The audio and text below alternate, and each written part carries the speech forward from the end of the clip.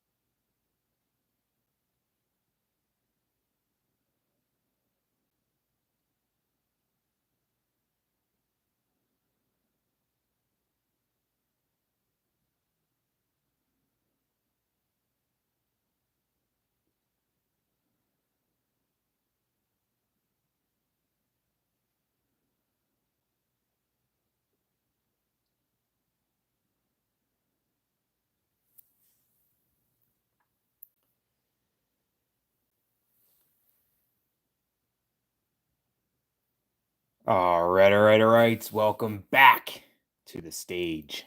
No way out. In the last live stream, Mom bought some weed tea and drank it and started feeling amazing. So I guess that's good.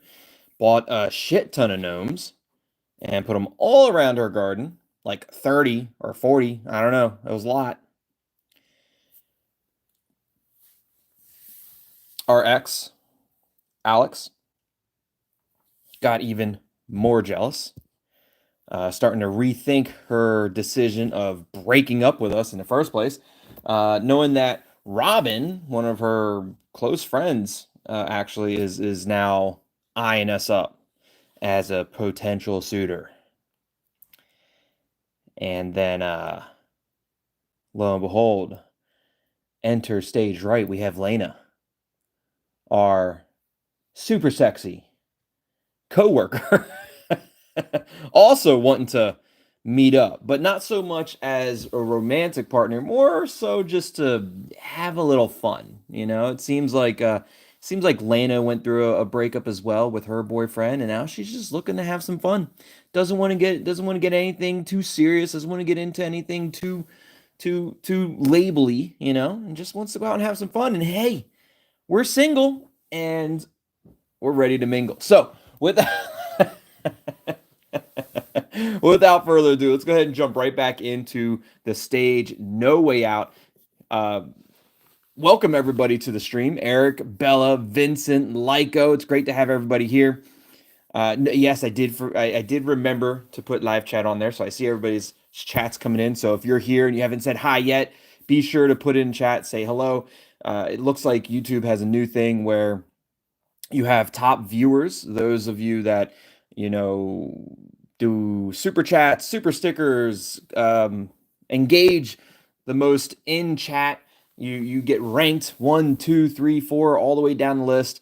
And right now, it looks like the top fans currently is Eric, Lyco, and Vincent. So I appreciate that. Thank you guys so much. And let's go ahead and get started. Let's go back in chat. We left off in the last live stream with Fear reaching out to us. And as of right now, Fear is just saying random words just to freak us out, but isn't really talking to anybody else. It's just this person. It says some puppets no longer have a puppeteer. Their strings are cut, their dance silenced.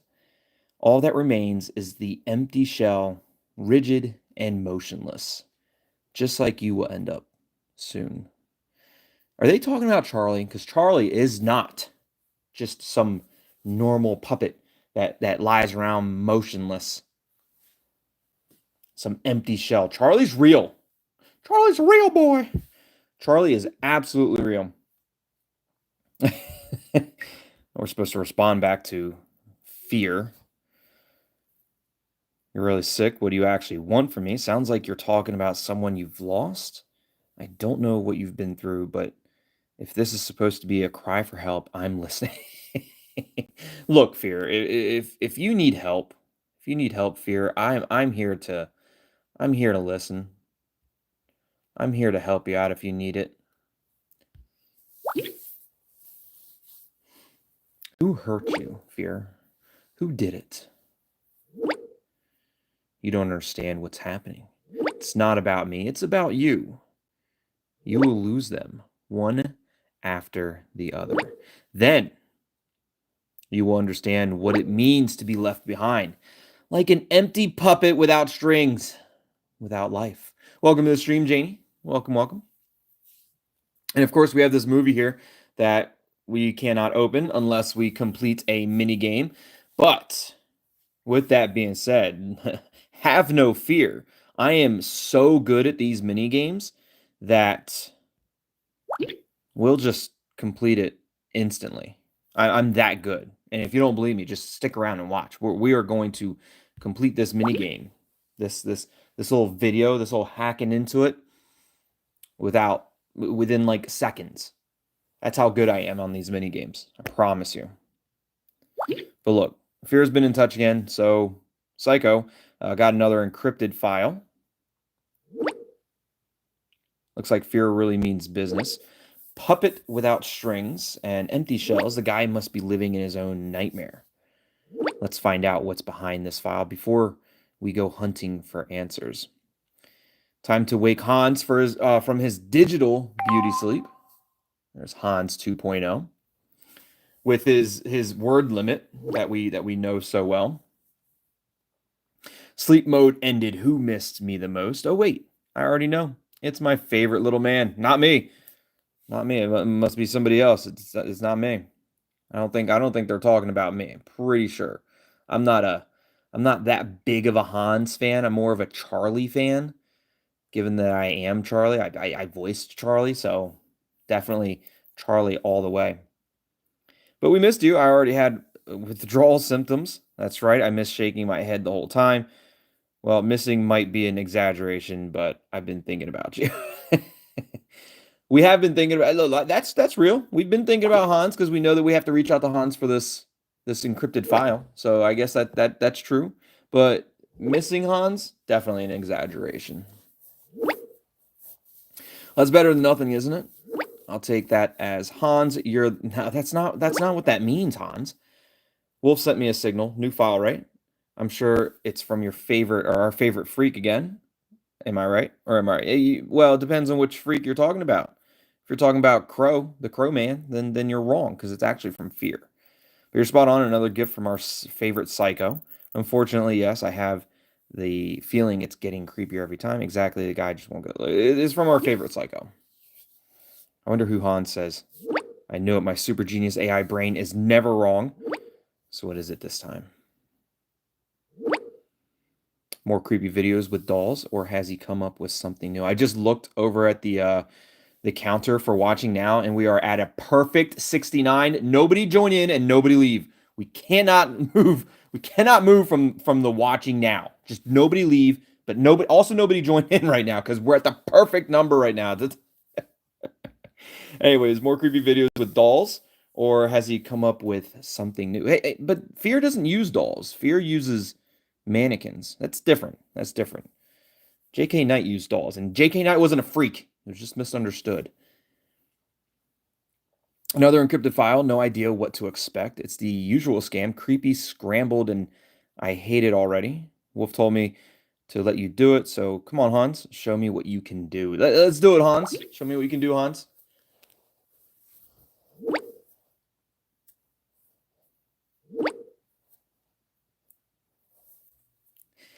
Lyco says Hans's AI brain is only as intelligent as the data he was fed.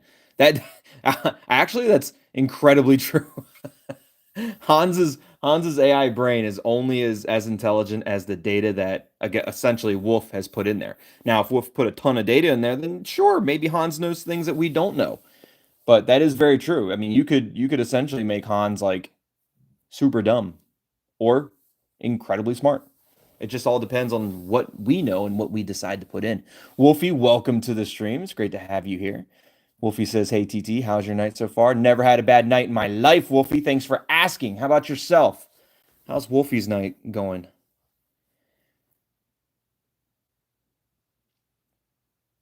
Hans says, "No excuses, TT. You are the star of this game. Come on, mastermind. Colorful blocks, clever moves, and I'll do the rest." Thanks for the encouraging words. Now, of course, I'm totally motivated. Hope you're right. Somehow I'm dreading it. If I fail, I'll hold you. Look, if I fail, I'm holding Hans responsible, but lucky for Hans, I won't fail because we're the best at these games. I mean, I've never had a problem with these mini games ever. Hans says, "Then I'll blame you for blaming me. Don't worry, my confidence in you now is a solid 99.9%. Let's see the mysterious sender, or let's see what the mysterious sender has for us this time. I bet it's, well, something sick. Go, go, go. Look, it's gonna be super easy. I'm about to show you guys how easy it is. We're going into hacking Hans, and we need 22 stars to continue. This is the first one that we've already hacked into. We did it within 2 stars, apparently. But we need 22 stars to hack into, and I'm about to do this in record time. You guys time me. I'm getting when I say go, that's when you guys start the timer. And then when I'm completely done, that's when you end the timer. You ready? Set, go.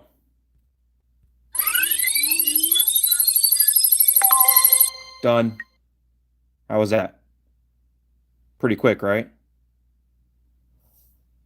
It's like hacking into the game about hacking a game. It's like hacking into the hack. I'm pretty good at it, right?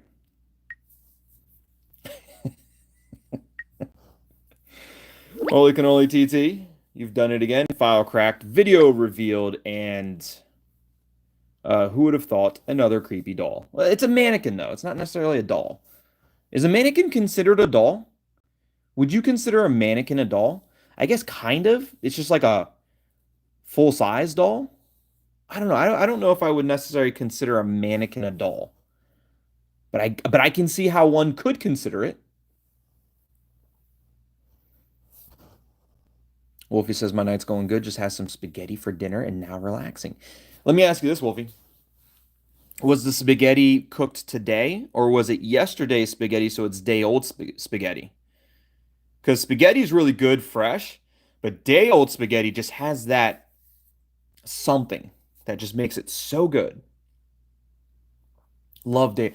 I I love day old spaghetti. I think, and the thing is, like with day old spaghetti, I don't even heat it up. I'll either eat it cold or I'll throw it on like bread or like and not like a hot dog bun, but like I'll put it on a single piece of bread and roll it like a hot dog and then eat it that way. Super tasty. Just cooked it. Okay. Okay. Well, look, fresh spaghetti is brand cooked spaghetti is just as good, but that day old spaghetti's got something else to it. I don't know what it is. Maybe because like it sits in the sauce overnight, just sits there and marinates in the sauce and all the herbs and spices and stuff. I don't know what it is, but it's so good the next day to the point where you don't, well, for me, I guess, you don't even need to heat it up. You just eat it out of the bowl with your hands like a caveman or something. I don't know. Like it's how we do it. Let's check out this video of this mannequin.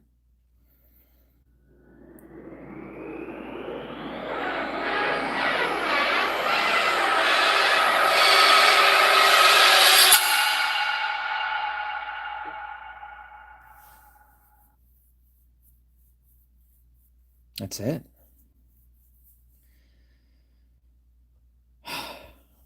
Is that it? Can you decode a cute kitten video? It is a premium chat option, so I guess we have to pick it, but it's another skull and crossbones. Why always these dolls? What's the point? Yeah, I mean, all good questions, but seeing as how we have that premium chat option, can't you just decode a cute kitten video? I'm willing to bet we're getting ready to get it. We're getting ready to receive a cute kitten video. Of course, TT. Let me turn back the clock by 3 minutes. Et voila. Now there's just a cute kitten video.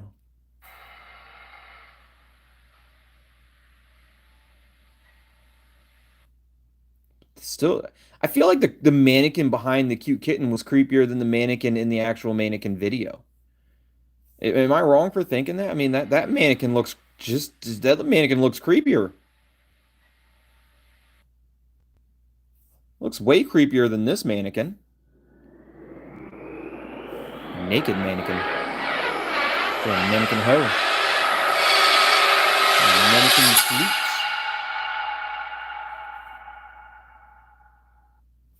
Mannequin sleuths.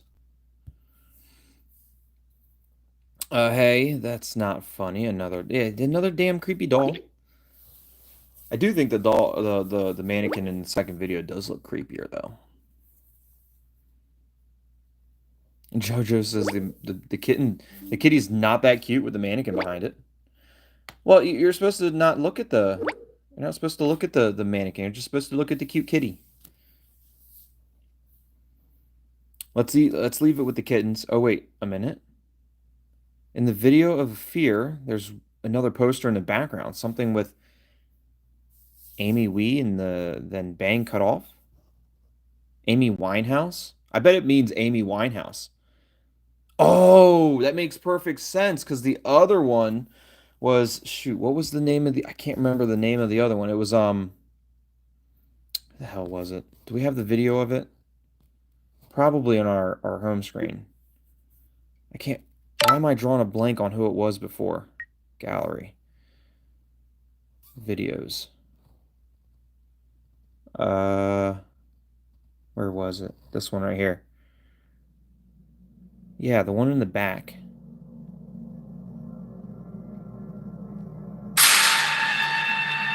Forgot I was getting ready to do that. Fucking forgot. Kurt Cobain. Yes, thank you, Az. Yeah, so Kurt Cobain, Amy Winehouse, both not living, both dead, you know, music stars. I mean, so that makes sense. Amy Wee, Amy Winehouse. So I'm willing to bet that that's what that was. 100% that's the poster for it. Who are we supposed to talk to? Oh, Hans is still writing. Puzzle time. Who is Amy? We already know it's Amy Winehouse. No, not Amy Williams. Silly Hans. Amy Wi-Fi?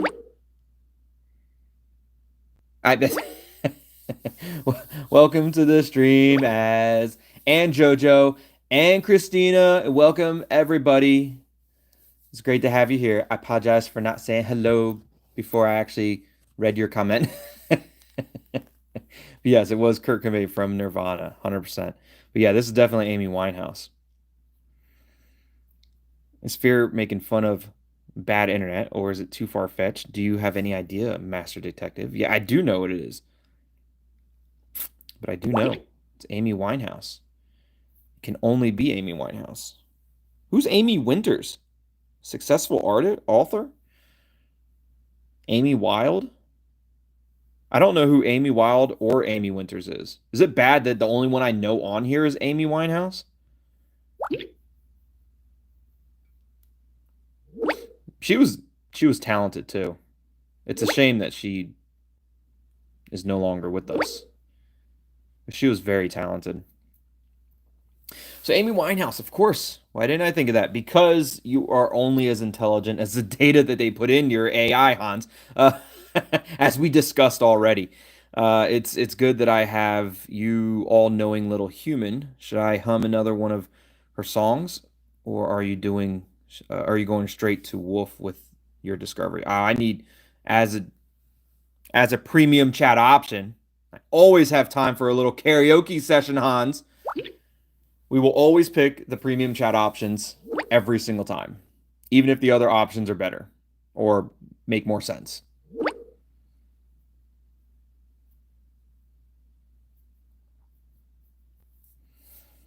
I wanted to hear that. Get ready.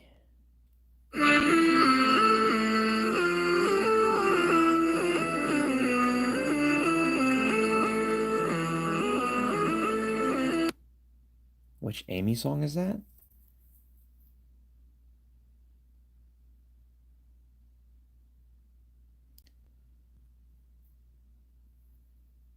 The Tetris melody? Was that even Amy Winehouse?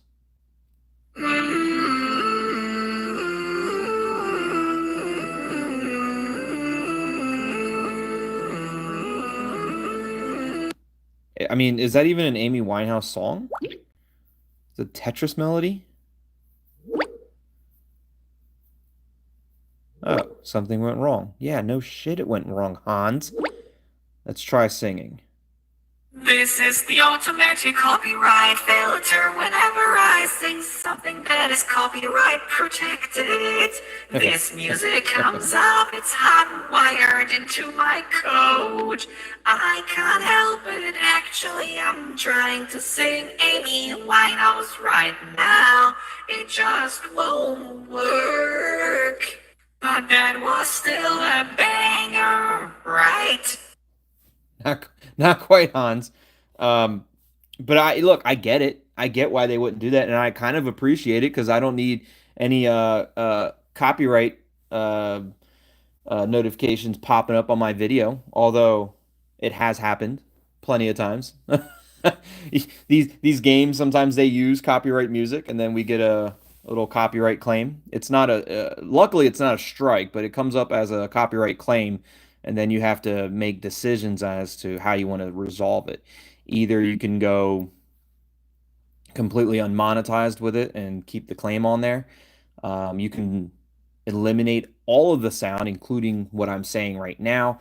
So all of this, all of the in-game sound, all of the audio sound, the commentary sound, it would essentially take all of that out. So it's just muted the entire time during that copyright claim.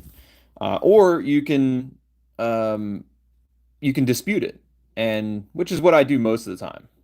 Most of the time I dispute it unless I know that it can't be disputed, but most of the time it is. If it's music that's part of a game, then you can dispute it, and especially if it's a game that you're commentating over, you can dispute it as fair use, and as long as it's got some form of commentary within the game, and you're essentially uh, reworking it or having changed it in some way. Um, Also, like reaction videos can do the same thing. They'll play clips of music and then react to it, right? So then it's also considered fair use. And but then when you do that, the owners of it will have to approve or deny it, right? So when they approve or deny it, that's when it either stays on as a claim or it's released, and then your video can then monetize. So, anyways, just to give you guys an idea for those of you that are interested in potentially starting your own channel, there's ways to appropriately do the copyright claims, and whether it's to dispute it or not.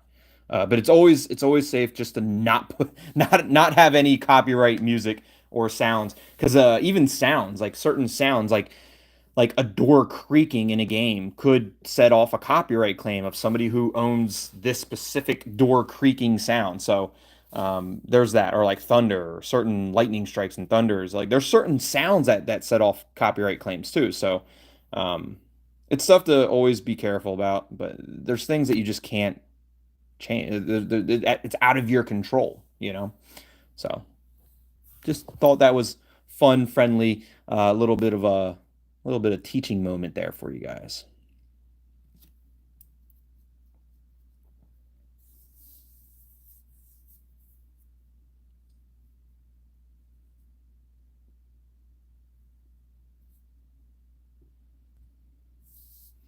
So great, now I can't get it out of my head. It's already out. I don't even remember what Hans was singing about.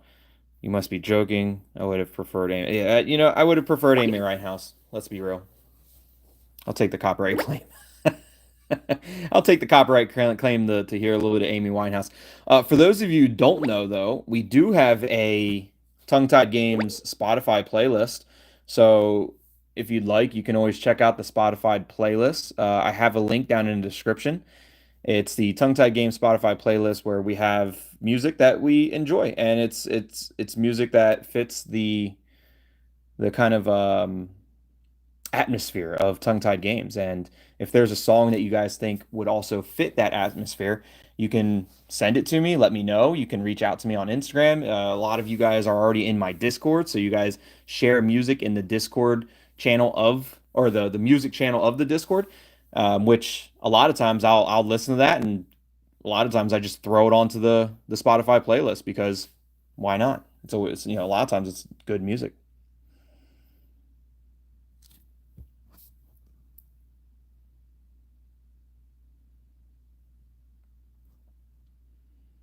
So Hans says, me too, but now you should tell Wolf about our discovery. See you later, Master Detective.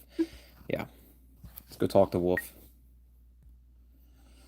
So look, Wolf, we've decrypted the file. There's the file. And there's another mannequin, and this time a poster of Amy Winehouse in the background. Both of those music stars are no longer with us, unfortunately. Both very talented too.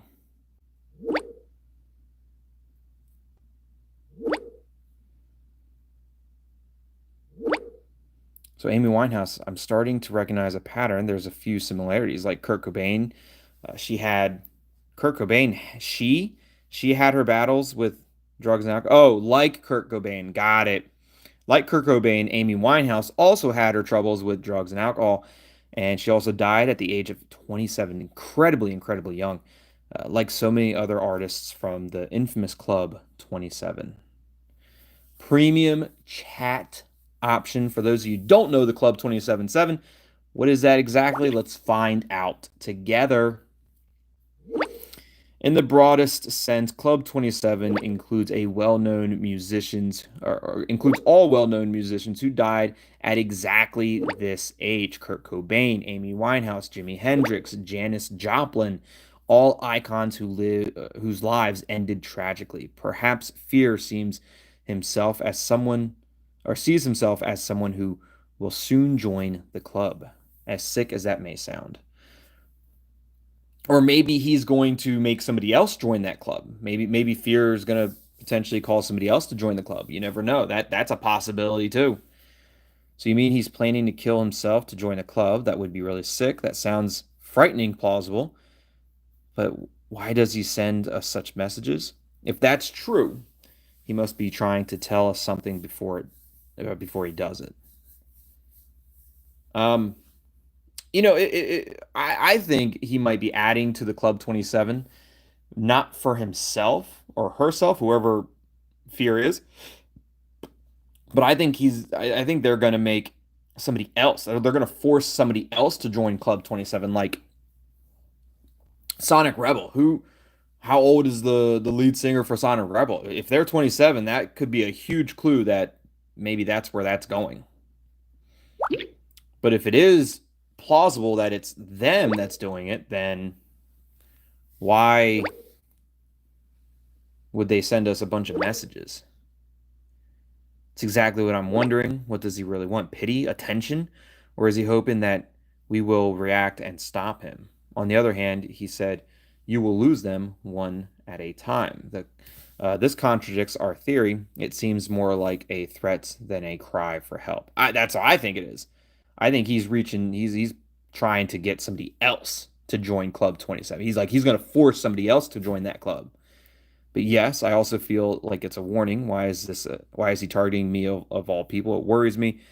At one time, I wonder who he means by that exactly. But yeah, I think it's a warning. I 100% think it's a warning.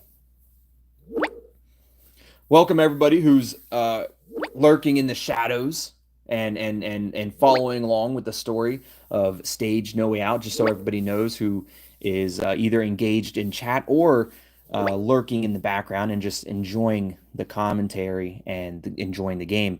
We are going to be completing the playthrough of this game, Stage No Way Out, using live streams. So it's not necessarily going to be recorded videos and put up. Maybe we'll take like clippets.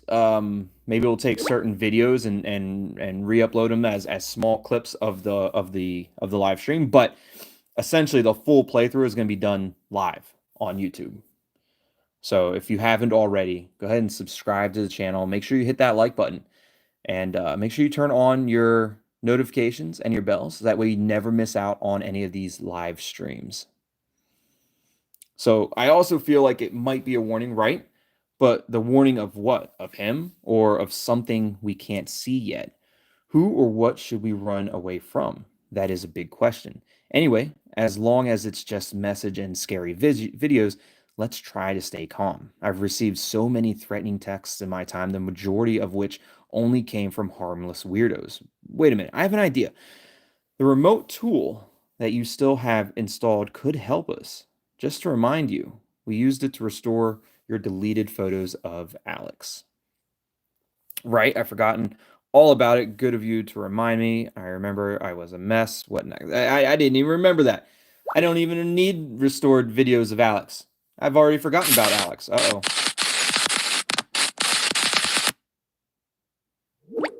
Oh, okay, that was Wolf. Wolf was hacking in. No worries. No worries, just Wolf hacking in.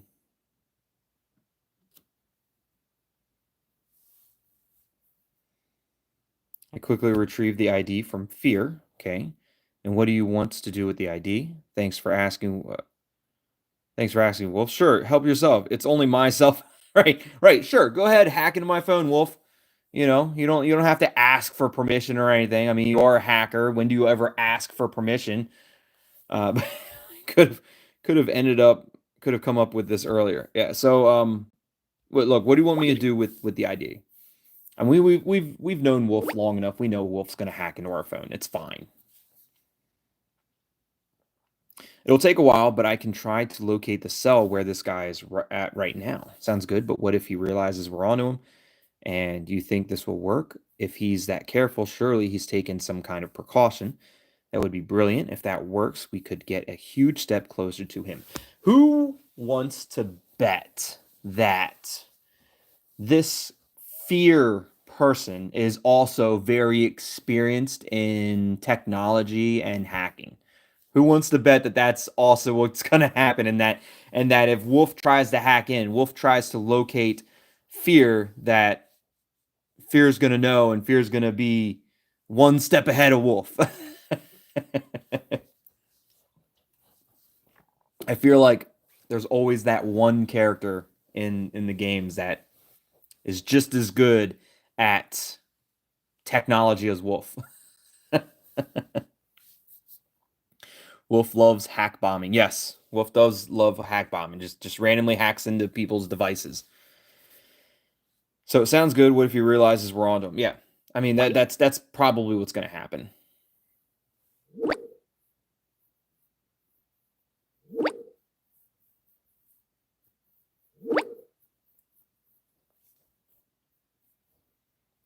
Don't worry, I'll keep it secret. He won't notice anything. I bet Fear does. At least not immediately. And if he does, he may have enough information, or we may have enough information before he can respond. I'll get to work right away. We shouldn't waste any time. The sooner I find something, the sooner we will have a chance to stay one step ahead of this guy. Can't wait. Who just reached out to us? Was that our sexy coworker? It sure was. Hello, Lena. Hey, you. I was just trying to get the last few minutes before closing time over with.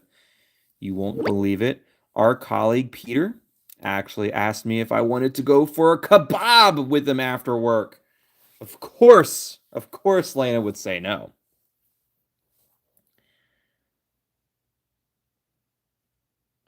Christina says, I'm calling it right now. I could be wrong, but fears a yandere. It's possible. Very possible. Anyways, so I know Lena's definitely turned down the colleague Peter. Definitely wants to grab a kebab with me instead. Why not? Kebabs are delicious. This guy's really a joke. Let me guess. You probably have better things on your mind, don't you?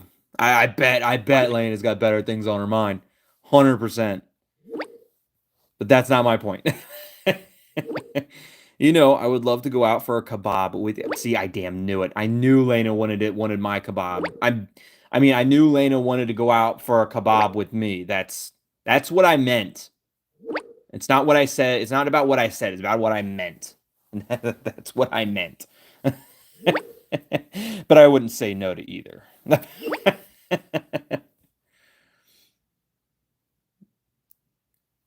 Lena looks like a real character, but I'm pretty sure the guy version is AI. Lena is a real character. This is a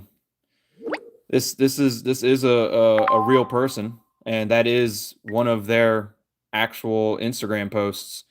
But you can see their Instagram right there. As far as the male version, for those who are playing as the female version in the game, that I couldn't tell you. I couldn't tell you if that person, if the guy Lena is AI or not. But this is a real person. Yeah, 100%. Which makes it that much better, you know. Anyway, so Lena says that's not my point. You know, I would love to go out for a kebab with you, but Peter is such a macho. I don't know what that means. The way he constantly brags about his designer clothes or about the 3-star restaurant he's been eating at. Oh, he's like, Ron, got it. It's all about the money, all about the stuff and the money. And then he wants to buy me a kebab. It's exactly that type that's always so tight. Probably wants to split the bill on the first date. Sorry, enough about Peter. Back to us. Winky face was already thinking about what we could do. I can't decide. Go to the movies or clubbing or simply go out for a nice dinner. What do you think? I guarantee you, we can go out for a nice early dinner, catch a movie afterwards, and when that movie lets out about 10 o'clock, we can go straight clubbing. We could literally do all three of these things in one single night. So what do I think? I think I've already got it planned out.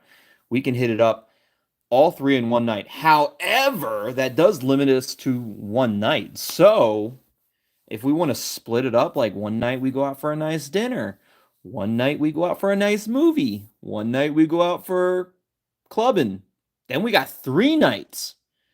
So it's either one great night or 3 really good nights that it could turn into one great late night, if you know what I mean, or it could turn into 3 great late nights, or you know, all nights, all night long, all the way until the morning.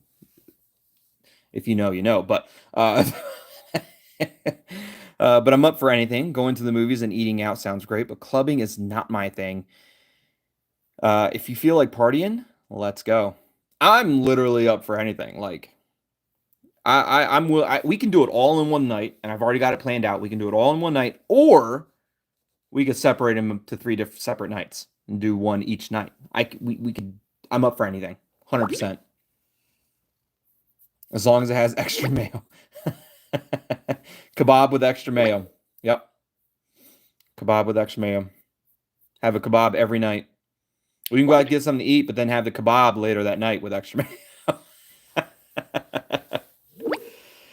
I can see we'll definitely get along. It's going to be a super fun evening, and it's closing time. Must go home now. Take care of my cat Misty. It's the little if the little diva gets her food even a few minutes too late, she starts scratching the furniture like crazy.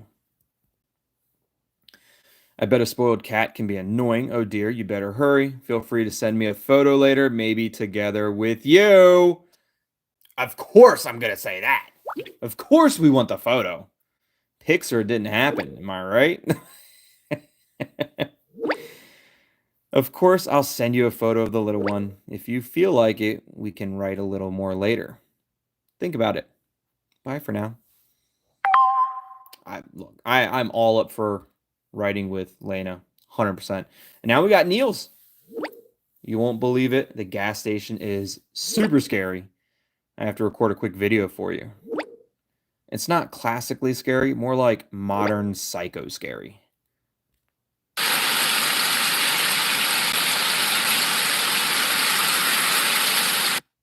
I don't remember it being super rainy. When did the weather get super bad? I don't remember weather going really bad going south. I thought it was like a perfect day. It's really like out of a horror movie. I wouldn't even go in there for a free coffee. Are you sure you didn't end up at a Final Destination movie? Has anybody seen the new Final Destination movie? What did it come out on? It came out on I don't know where it came out on. Paramount, Peacock, HBO, Netflix. I can't remember, but I feel like there's a new Final Destination movie. I'm gonna have to check it out. I haven't watched it yet, but I saw like, you know, a thumbnail for it, and I was like, Rick and Morty instead. I'll just watch a little bit of Rick and Morty instead. I think, which makes me think that it might have been on HBO Max. I'm pretty sure it's been on. I think it's on HBO Max. I'm gonna have to probably gonna watch it tonight. Let's be real. Now that we're talking about it, anyways, I would definitely go in there. Look, I'm not afraid of no creepy gas station. I'll go in there, especially for a free coffee. I once went to a gas station. It was like, if you fill it for gas, you get a free coffee, and I'm like, fucking right, I'm gonna go in there. I'm definitely going to. The coffee wasn't all that great, but it was free, and if it's free, it's for me. So there's that. Uh, I guess it looks like it's right out of a horror movie. I don't know. I suppose horror movies do have that kind of creepy gas station vibe.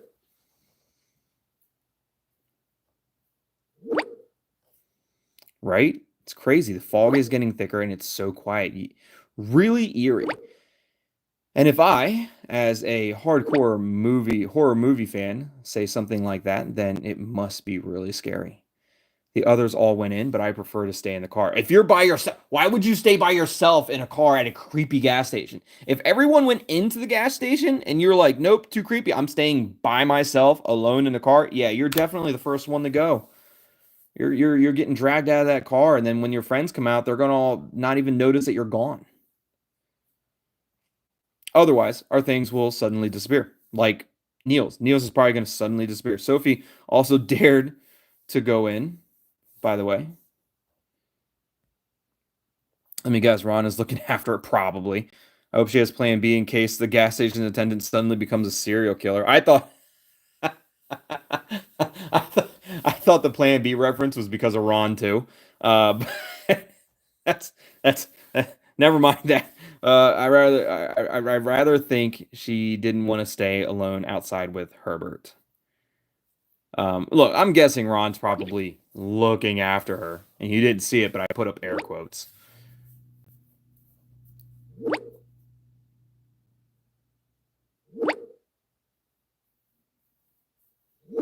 Didn't hear the title. What do you want to watch? Oh, they made a reference to Final Destination, and I was saying that there's a new Final Destination on, I believe it was on HBO Max. That's what we were talking about, and I haven't seen it yet, but maybe I will tonight.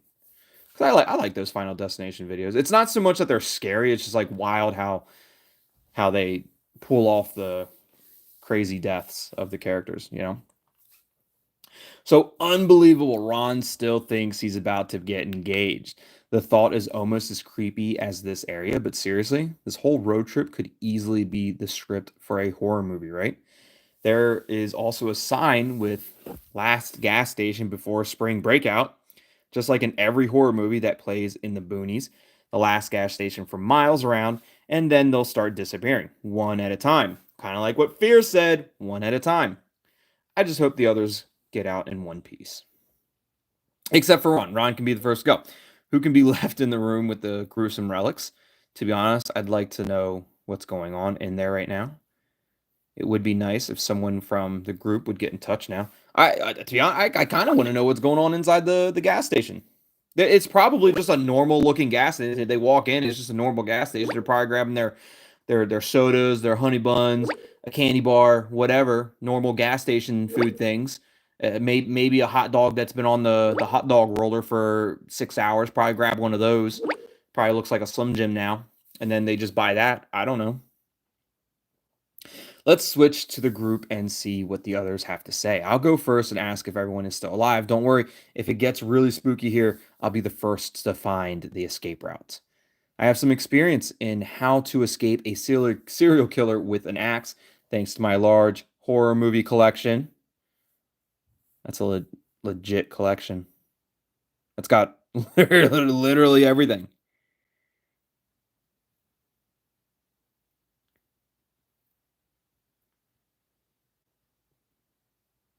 Yep, that's a legit.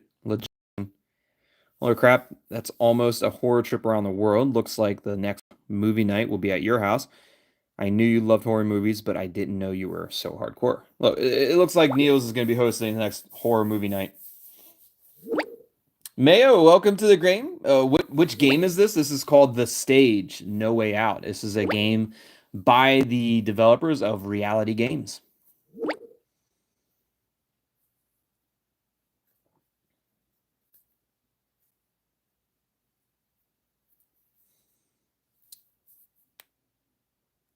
Still haven't seen the first of the what were we talking about? Final Destination movies, Lego.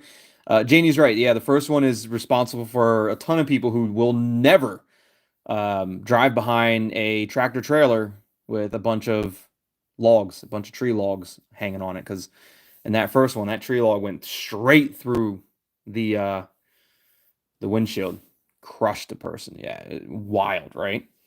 And to be honest, that's not so hard to believe could happen.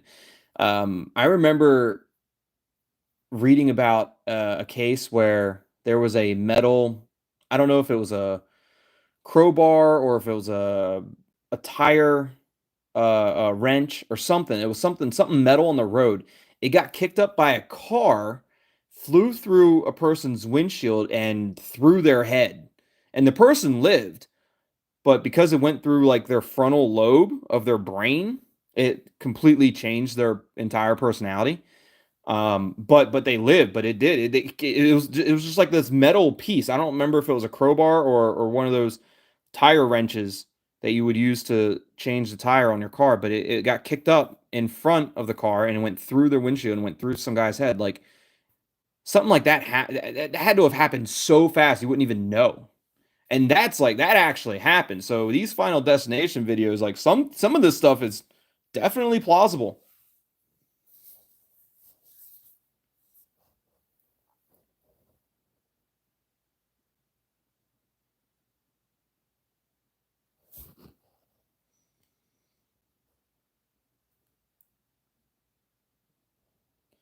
Oh, Neil said something. So if you're brave enough, talking about the movie night, hey, I think it's a real shame that you're not coming along. We've seen so little of each other lately anyway. Since I've been traveling so much with the band, I feel like I'm somehow missing out on everything important with you guys.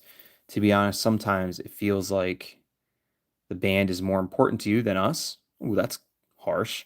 Uh, sure, you don't have a lot of time, but you're busy with your dream. It's super cool. That's much nicer.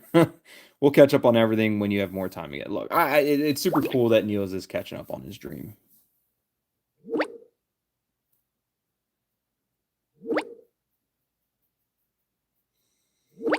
It's cool, but sometimes also damn frustrating. Maybe I should really make more time. The band is important, but so are you. I'll do my best, I promise. We even applied to spring breakout, but no chance. They only want big names on stage. Maybe it's a sign that I should plan more time for you guys.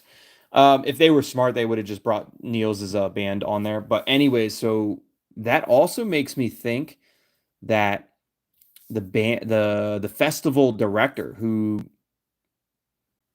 signs the bands, maybe that person has something to do with fear.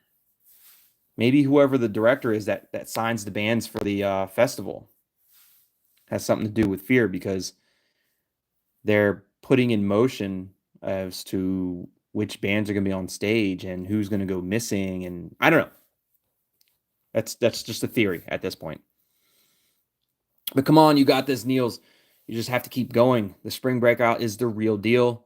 It's a shame, but somehow not surprising. Such events often rely on well-known acts. But see, that's not always true because like they'll do a mixture of local artists, up and coming artists, and well-known artists. Like which is probably the way to go because I mean you have to have openers, you have to have opening bands, you have to have openers to bring on the real acts, so it's not only that. But look, you just have to keep going. Yes, you just have to keep going. You just have to keep pushing through.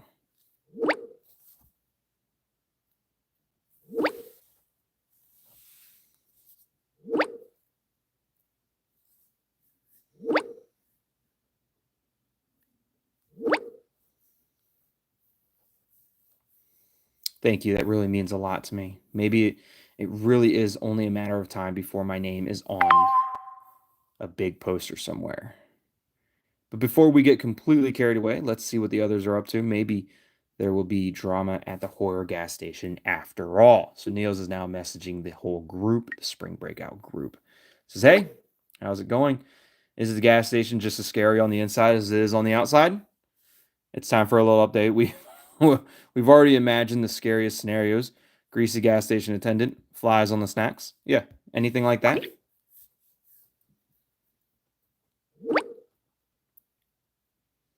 Nah. Fortunately, it isn't as scary as we expected. That's right, the gas station attendant is super nice and friendly. He even offered to charge our cell phones.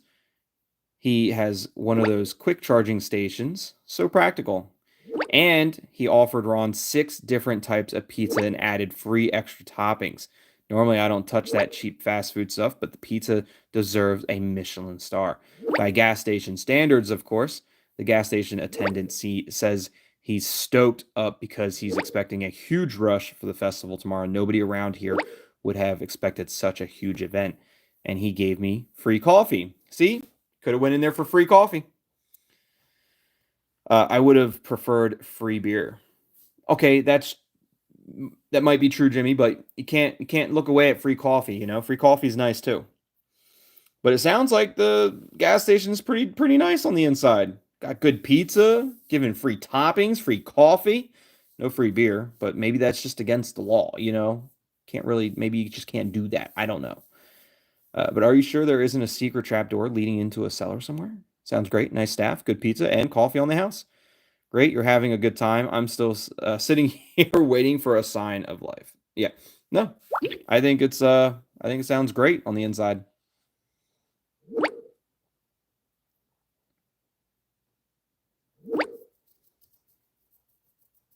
Sure, it's going great. If he gets a karaoke machine out now, we'll be here for a while. So, guys, the plate is empty, the stomach is full. Now the journey can continue. Jimmy, where are you anyway? In the building next door, in the restroom. I'll be a while. You know my motto. A loo is like an escape room. You never know how long you'll stay in it. So Jimmy's occupied. Jimmy needs more time for a session for a session than for a date. This has often resulted in burnt burger patties. A little tip: the solution is usually the flush button. Look, we know Jimmy's antics, and this is definitely what caused them burnt burger patties. It's probably why that girl like actually laughed at him. It had nothing to do with the pickup line I gave Jimmy to use. It was the burnt patty from him staying in the bathroom the whole time. Sophie says, "Jimmy, hurry up! I have to use the bathroom too before we can carry on. Besides, you've broken an unwritten law. If you need to go number two, you go last. It's okay. I'm sorry. Give me a minute. I'm already hurrying. Shall I walk you over? Oh my God! Of course, Ron. Shall I rock you over, Sophie? It's already pretty dark out there. A little protection never hurts. Thanks, Ron. But I'll manage. It's right next door. By the way, I asked the gas station attendant if he knows why the festival is in such a remote location. Oh, now I'm curious. What did he say? He said it was the organizer's idea. The organizer of the festival, who also brought on the acts, who's also talking about Club 27. I guarantee you it's the organizer that is fear.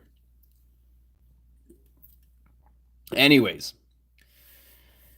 he said it was the organizer's idea. Supposedly they wanted to create something magical away from the hustle and bustle of cities. Or they wanted to create an additional membership to Club 27. I don't think that's so bad. The exclusive vibe suits the festival. It's just not for the masses. The main thing is that the atmosphere is right. I think it's great. This could be an experience that will stay with you forever. It gets magical when you no longer have reception. Look, it's all about the right atmosphere.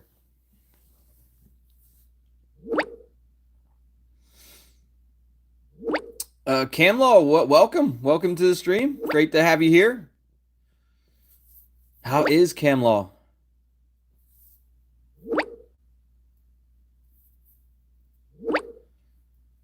As does the organizer, who is also J.K. Knight playing with dolls. Yeah, I don't look. Mannequins aren't dolls. This guy's a freak. J.K. Knight is normal, just misunderstood. J.K. Knight had Charlie, not a bunch of mannequins.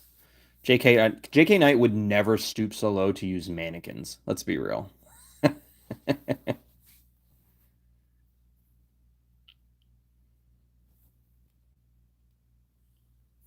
So Niels says, absolutely. If the mood changes, we just play my Ballerman hit. Hey, wait. I wasn't quite finished telling the story. The attendant said something really strange. He said that the locals have objected to so many people partying here. This used to be an old hunting ground, and there are rumors that the area is cursed. You can't be serious. Great. We're sitting here in the middle of nowhere, surrounded by cursed forests. That's really reassuring. He probably just wanted to scare you. That explains why Herbert's horn went crazy earlier. The bus already knew it. Guys, you don't really take these scary stories seriously, do you? He was probably just trying to scare you. It's no big deal. It's not actually cursed. Exactly. He only says that to impress tourists. He probably saw it in some horror movie. Next, he'll tell us that the old witch lives in the forest who eats festival goers. Sophie's recording a voice message, and what if there's some truth to it after all? When Herbert starts honking again, you might be right, Ron. But until then, chill out. So Sophie recorded a voice message for us. Let's see what Sophie has to say. Guys, I'm on my way to Jimmy now, but wow, Niels was so right. It's really creepy here. Maybe someone should have come with me. The fog, it's so thick I can barely see where I'm going. And it's dead silent, really eerie. Wait a minute, there's a light flickering up ahead. Jimmy, why didn't you tell me about this? Oh my god. What is that? Do you hear that too? It sounds like a music box? Who would be playing a music box out here in the middle of nowhere?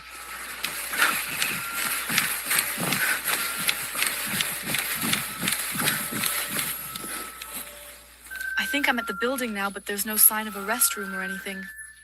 Weird. Whatever, I'll go inside. So at least Sophie made it to the building. But yeah, I mean, you could kind of hear like the whispering and stuff in the background. You know, like there somebody was chanting something. You could hear the music box, and yeah, it's AI again, and it feels like there's no emotion in the voice recording, which is unfortunate. Um, didn't didn't like J.K. Knight and Dr. Crow use a music box once, or was that from Circus that we recently did? Was it Circus that did it? I could have sworn.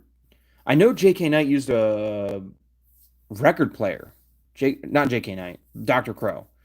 Dr. Crow used a record player.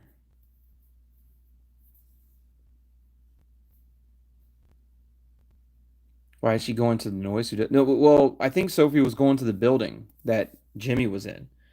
And she said that she got to the building, but heading to the building, the noise was getting louder, I think is what was going on. Sophie, if we're not sure, you better go back. Music box, flickering lights. Sophie, that sounds really strange. Sounds like the perfect place to go missing. Have fun, Sophie. Look, it definitely sounds strange. I don't know at nighttime with flickering lights and music boxes if I'm heading in that direction, probably not. I mean, I'm not scared. I wouldn't have been scared, but I'm definitely not stupid. Like I can't see myself just walking blindly to a music box in the middle of the night with a bunch of fog and flickering lights. I wouldn't be scared, but I definitely wouldn't be stupid.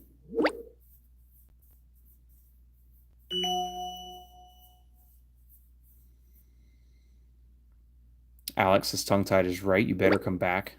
Then we'll go together. Wait a minute, Sophie. I'll be right with you. I'm already inside. See, I knew Sophie was going to the building. She's fine. She's safe. Sophie, honestly, why don't you ever listen to us? Be careful.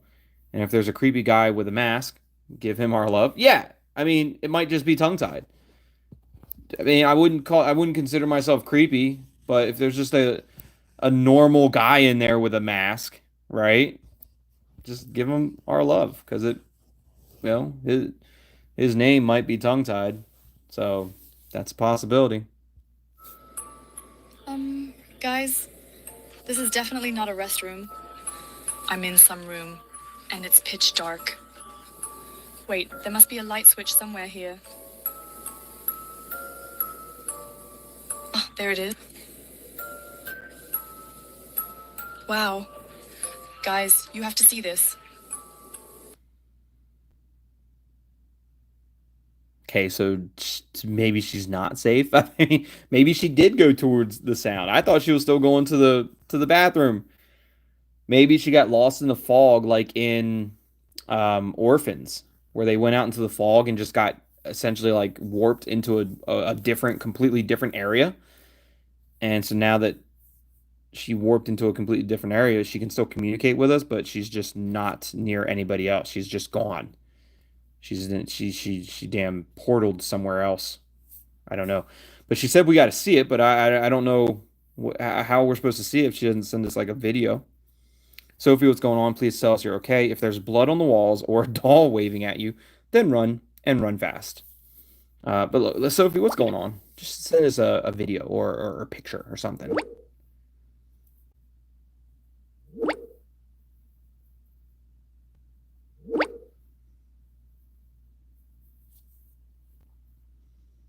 Ah, yes.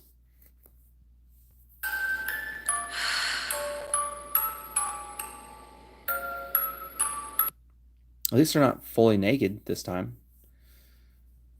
But I definitely think fear has something to do with that, using a bunch of mannequins.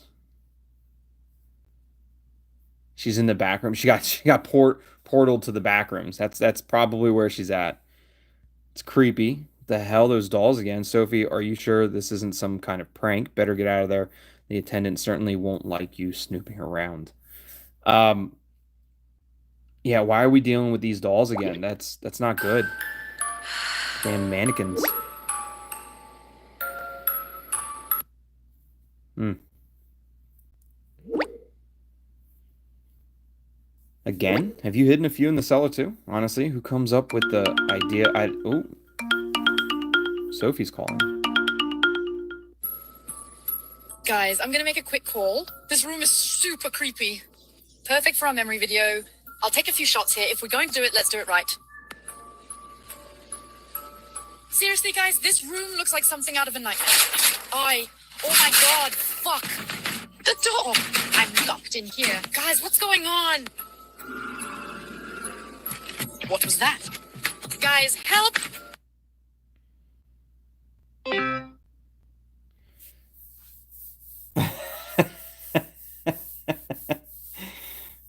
Quite a little bit to unpack there. Yeah, I agree. I was thinking the same thing. I was like, her accent changed. Why did the accent change? Yeah, the accent changed. Kind of sounded more English, British, whatever you want to call it. And it sounded choppy too, right? That wasn't the recording. That wasn't the live feed. It sounded kind of choppy. In some areas sounded like it sounded like it was sped up a little bit. Sounded like it was sped up and slowed back down. And of course, still not really much emotion to be heard in any of it, which is interesting. But yeah, the accent the accent definitely changed. She was safe, right, TT? Yeah, right. I mean, she's locked in there now. She's safe from everything on the outside, technically. If she's locked in, then nobody can get in, I think.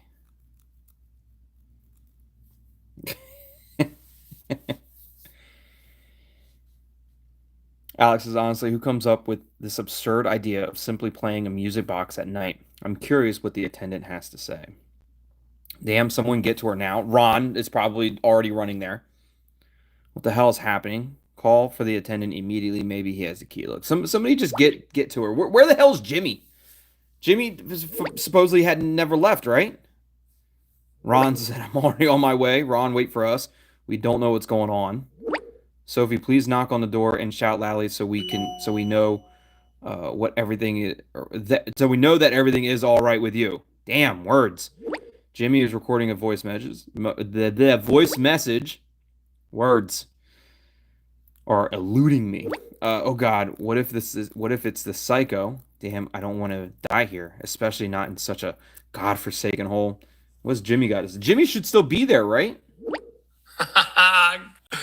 Guys, calm down.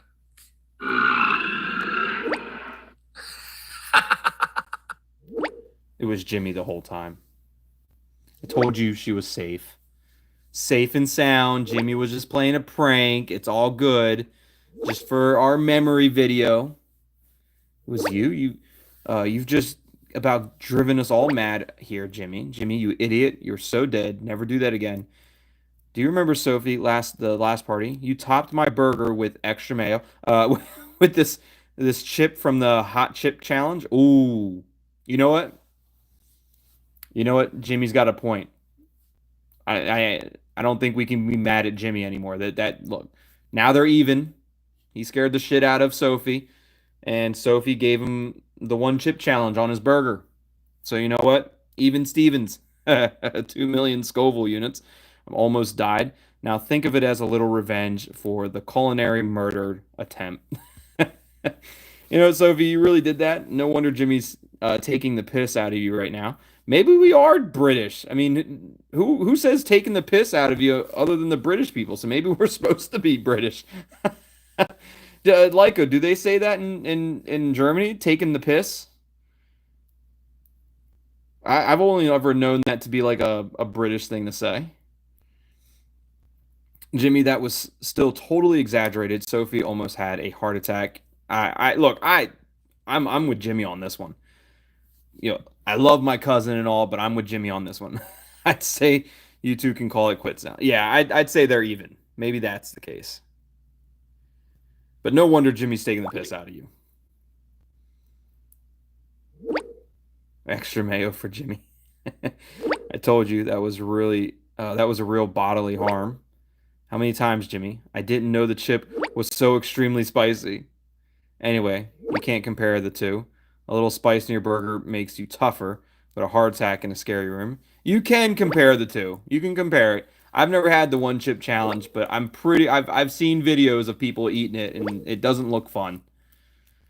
Completely irresponsible. Ron's just having Sophie's back just because Ron's a simp for Sophie. That's all it is. But Neil says, guys, please hurry up. I'm already starting to see ghosts. Just saw someone scurry by in the fog. That was probably Ron. But it was probably just my imagination. It was probably just Ron. Maybe it was the attendant taking his dolls for a walk. That could be. You know, even mannequins have to go for a walk every now and then.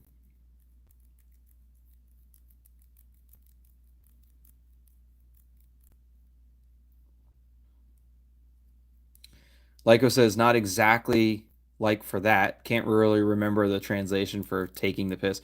I don't recall anybody who knows English, who's German that knows English has ever said taking the piss. I've only ever known that to be like a British thing. So if we're saying taking the piss, maybe we are British, and maybe that's why they made Sophie sound British for that time. I don't know. It doesn't make any sense.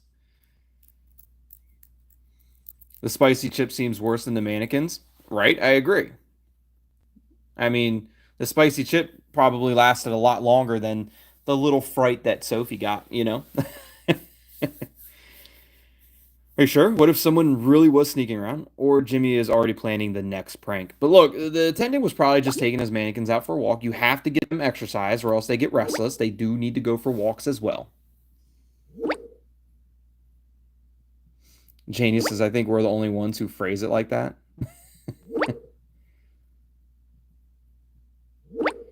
Lego says, I do say taking the piss sometimes, but I learned both British and American English in schools, so it might be a remnant. I've never heard you say taking the piss, Lego, but that is possible. I believe you. I'm not saying I don't believe you, but that's very possible. So Neil says, yeah, you're probably right, but honestly, it's getting really creepy. I can't see my hand in front of my face. But you're inside the van, though. How can you not see your hand in front of your face if you're inside Herbert? We really should hurry up, get to the festival, and set up our tents. I'm definitely not staying somewhere where there are hidden cameras and psychopathic hosts. What was the name of that movie again where this happens? Hostel? Hostel was a creepy movie. Definitely a creepy movie, wasn't it? Movie used to give me nightmares. Clearly Motel, and please don't try it out to see if it ends similarly for you. I think Niels means the classic room 1408 or something. No idea. Wait, I almost got it or not. Um, I don't know which one they're talking about. I feel like I've seen all of them, but I don't know which one they're talking about.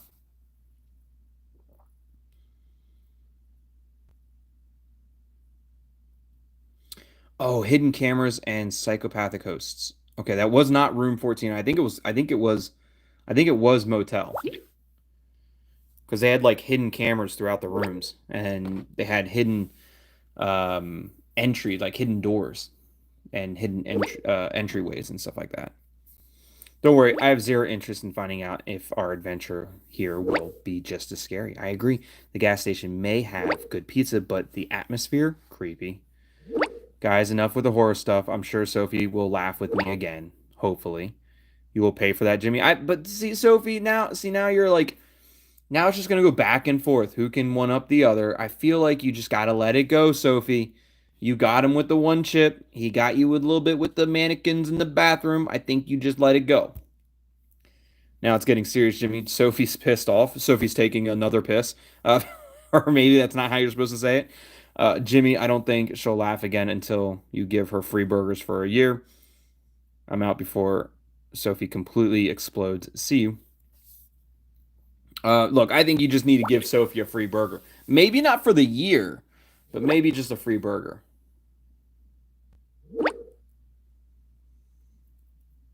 Okay, they can sort out the drama later. Everybody back to Herbert. Time to carry on. I'll be glad when we finally get out of here. I've had it with creepy dolls and bad jokes. Who would have thought I'd be the only one keeping my nerve? Come, I'll take you all under my protective wings. What a weirdo. Uh, but it sounded completely different a moment ago. Promise no more jokes, at least until we get to the festival. Tongue-tied. We will contact you as soon as we get there. Yes, and thank you for being our side, or thank you for being by our side. I hope the next report is less creepy and more party-like. You know what I just well, I didn't just realize it, but I was thinking about it earlier today when I was driving around. And I was thinking about how this one so far, we don't have like the typical angry character that like is just mad and says rude things all the time. But instead we have a Ron. But Cedric from The Sign. I can't remember the names of the ones. What was it, like Adrian or something like that? Adrian from The Healing. Like there seems to always be one character in the group that just seems upset and angry and just always on edge. But I guess that makes sense because we were always like the main character was always an outsider, right? We were never like just friends. We were a random phone number that got incorporated into the group chat. So there was always somebody who thought of us as suspicious, right?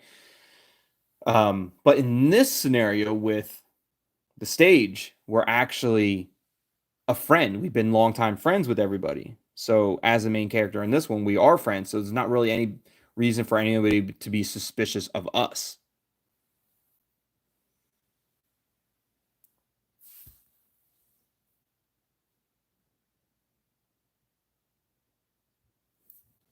So I don't know. Maybe it's like one of those type things. But it looks like we ended our conversation in the spring breakout. And now we go back to Wolf. But hey Wolf, I've got something you really need to see. Here's a little movie of the music video and the mannequins. The only thing is there wasn't really a poster anywhere in there.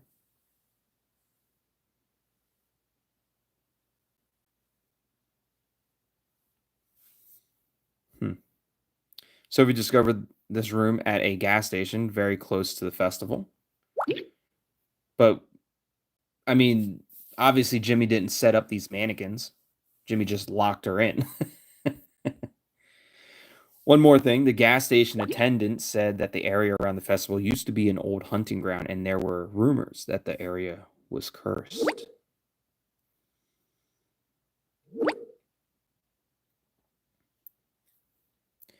Okay, that can't be a coincidence. First, fear, and now this doll room. That's what I thought too. I still wouldn't completely rule out a coincidence, but the whole thing is strange. I don't know. I wouldn't. I wouldn't. I'd say it's less likely to be a coincidence. Like we've got fear sending us these videos, and next thing you know, we find this random room, and the fact that there are clues about how the festival organization is doing all these weird things and setting all these things up, and then fear is sending out these videos with Club 27 artists and stuff, and manic. I think it's far less likely to be a coincidence. What if the guy from the gas station has something to do with it? Maybe he's Fear. I think the organizer of the festival's Fear.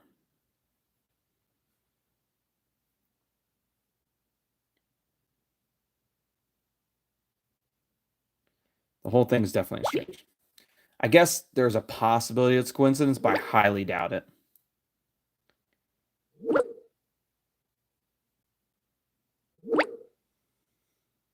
That's right. The strange things are slowly piling up. I see. I'll see what I can find out about the gas station. Do you have a name or anything I could use as a clue? No, sorry. Oh yeah, it was the last gas station before spring breakout, so there was a sign for that. I could ask Jimmy. He found the gas station via an app. Look, just look up the last gas station before spring breakout. It's whichever one is the closest to spring breakout.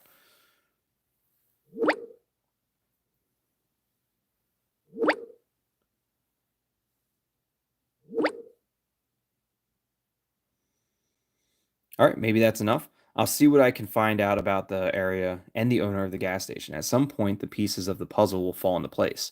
I'm sure of it. How are things going with Sophie and the others? Everything okay? Yep, it won't be long until the festival. Yes, they are, as long as nothing unforeseen happens again. They're fine, except for the strange doll room. Yeah, they're overall they're fine. Maybe Ron is giving them a little bit more stress than they need, but overall they're okay.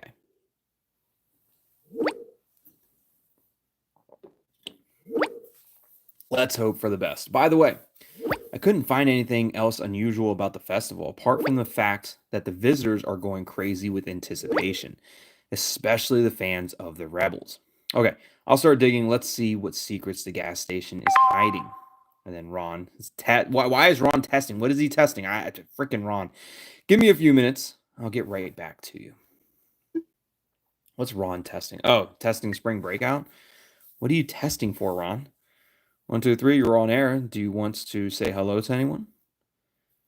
Test pass, Ron. Next step, please unmute your phone. Ron, what the hell's wrong with you, Ron? Are you okay? Okay, it's relative, but at least my texts are sending. Hardly any reception out here. I can't even get Google Maps to load. Tongue-tied.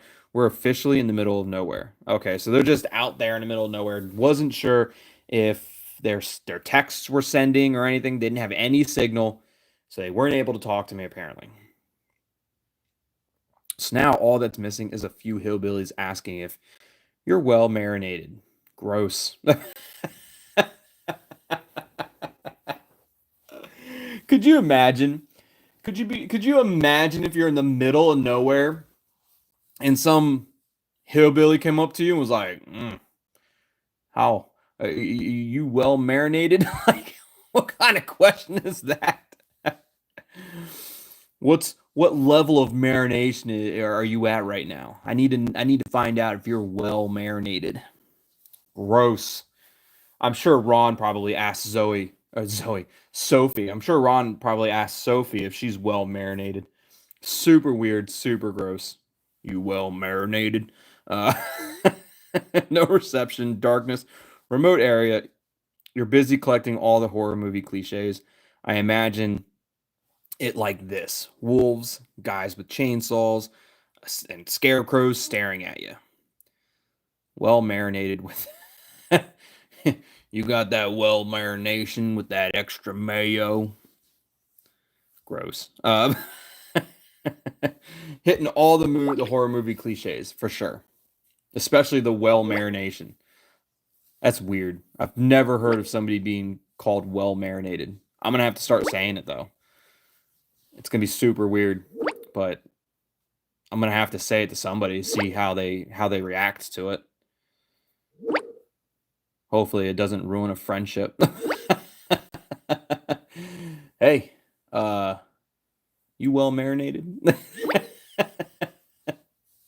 I wonder if there's a way I could turn that around. I could turn that into like a, hey, how you doing? Or, hey, sexy like a chocolate strawberry. Be like, hey, you well marinated? Like, I don't know. I don't know if it's gonna work. I'll have to figure it out.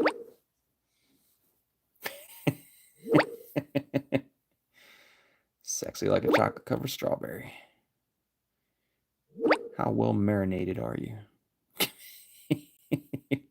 Sophie says, "Stop it, TT. That doesn't make it any better. How about a game to lighten the mood? Truth or dare? How's that gonna? I dare you to. I dare you to find a hillbilly and ask him if he's well marinated. Really, Sophie? What are we? 13 again or what? Oh no, that's always so embarrassing. Is that necessary? I always enjoy playing with you, Sophie. Weird. Ron probably wants to ask Sophie if she's well marinated. Maybe I can get a few interesting truths out of you. I don't know, maybe later when we've had a few drinks. Oh, come on, guys. It's going to be so funny. Are you all scared? Scared? Nah.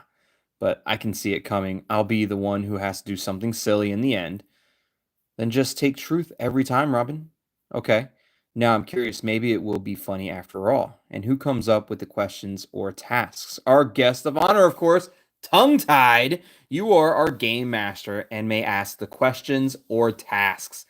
Now it's a game. Oh, I can't wait. I'm gonna the first person to add the first person to say truth instead of dare. I'm gonna ask them, are they well marinated? And they're gonna have to answer yes or no, and that's gonna apparently give us all that we need to know. But don't complain afterwards if it gets really unpleasant. All right, and that's a winky face, so I might go with that one. All right, but then I want everyone to be honest and no one to try to talk their way out of it. Really, but I'm warning you, I'm not really creative at this sort of thing. I'm about to ask them all if they're well marinated. But look, don't complain if it gets weird. It's not my fault. I got elected to do this. Great. I've got a hunch it'll be at my expense again. Nah, we've already messed with you too much, Jimmy. I might give you a pass. Come on, Jimmy. Everyone has a joker and can pass the question to someone else instead. Ooh, that's interesting too. Everyone has one joker. If you don't like it, you pass it to somebody else. I kind of like that idea. This is going to be interesting. Let's see how mean you can get, Tongue-Tied. I already know what I'm going to ask Robin too.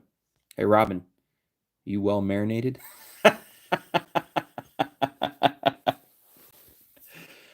As is my answer to being well marinated is ask me after the day.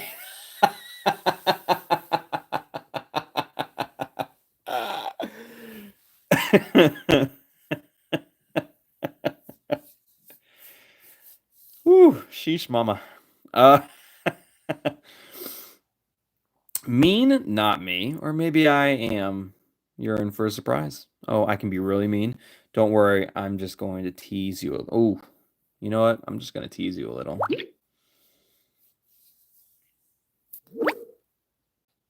I'm ready, Tongue-Tied. But don't think you'll put me off so easily. I've already written all the names on pieces of paper and thrown them into a empty chip bag. Okay, wait a minute. Robin is drawing the first one.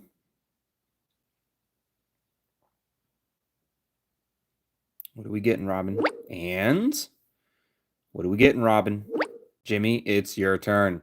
So Robin drew Jimmy's name, and Jimmy's fantastic.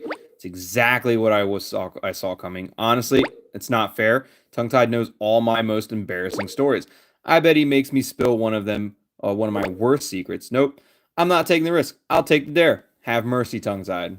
Oh, you should have taken premium chat option. So even if I wanted to use one of the other two options, I have to use the premium chat option. But let's see what the other two options say. It says, here we go. Show everyone your last one-on-one chat, Jimmy. Interesting. Good. Then imitate a rutting stag. That's interesting. But the premium chat option, which we will use 100% of the time, is okay, Jimmy.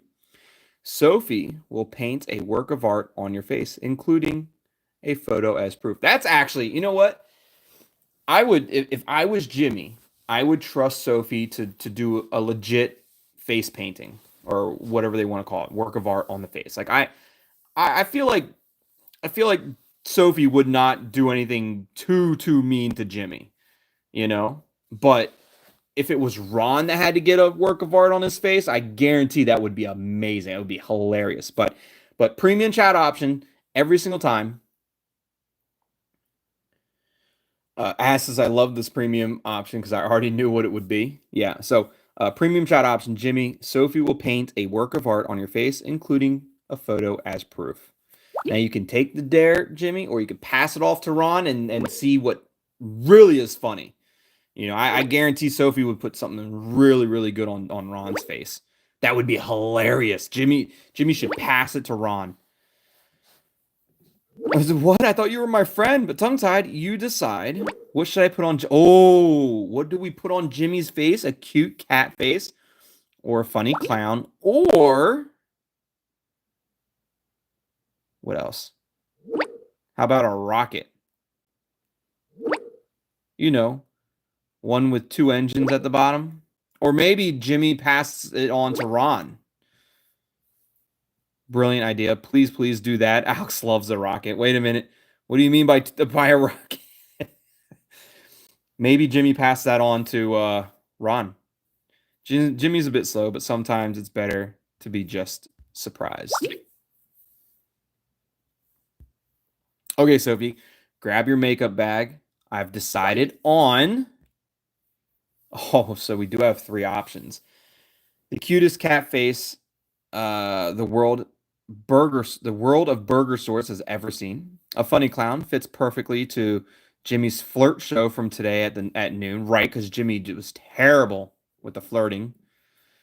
The rocket, of course, but not as gigantic as Ron's ego. Just a small rocket with 2 small engines. Honestly, I think Jimmy should pass this on to Ron anyways. Like he gets 1 pass. Send it right over to Ron and have Sophie draw a giant rocket with giant engines right on Ron's face. That would be good. Lyco says obviously rocket. I think we create a poll. So the poll is going to be which work of art to put on Jimmy's face. And we have the, what is it? Cute cat. We've got the clown. And we've got the rocket. So everyone, the poll's going up right now. Starting the poll right now. So go ahead and vote on, you want the cute cat, the clown, or the rocket. I'll take whatever has the highest votes. Right now, 100% says the rocket. Oh, there's a couple more votes coming in. Someone says the cute cat. It has to be the rocket, right?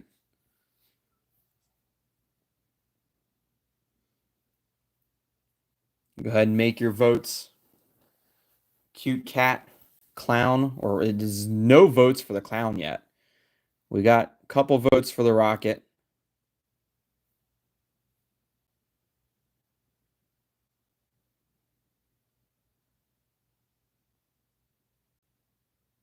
Ron the rocket.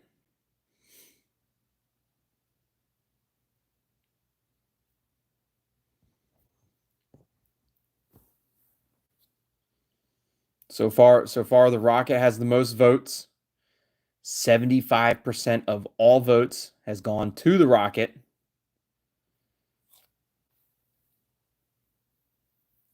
Rocket rocking Ron. I think it's going to end up being the rocket. And then I think Jimmy should pass it on to Ron. I think that 100% should happen.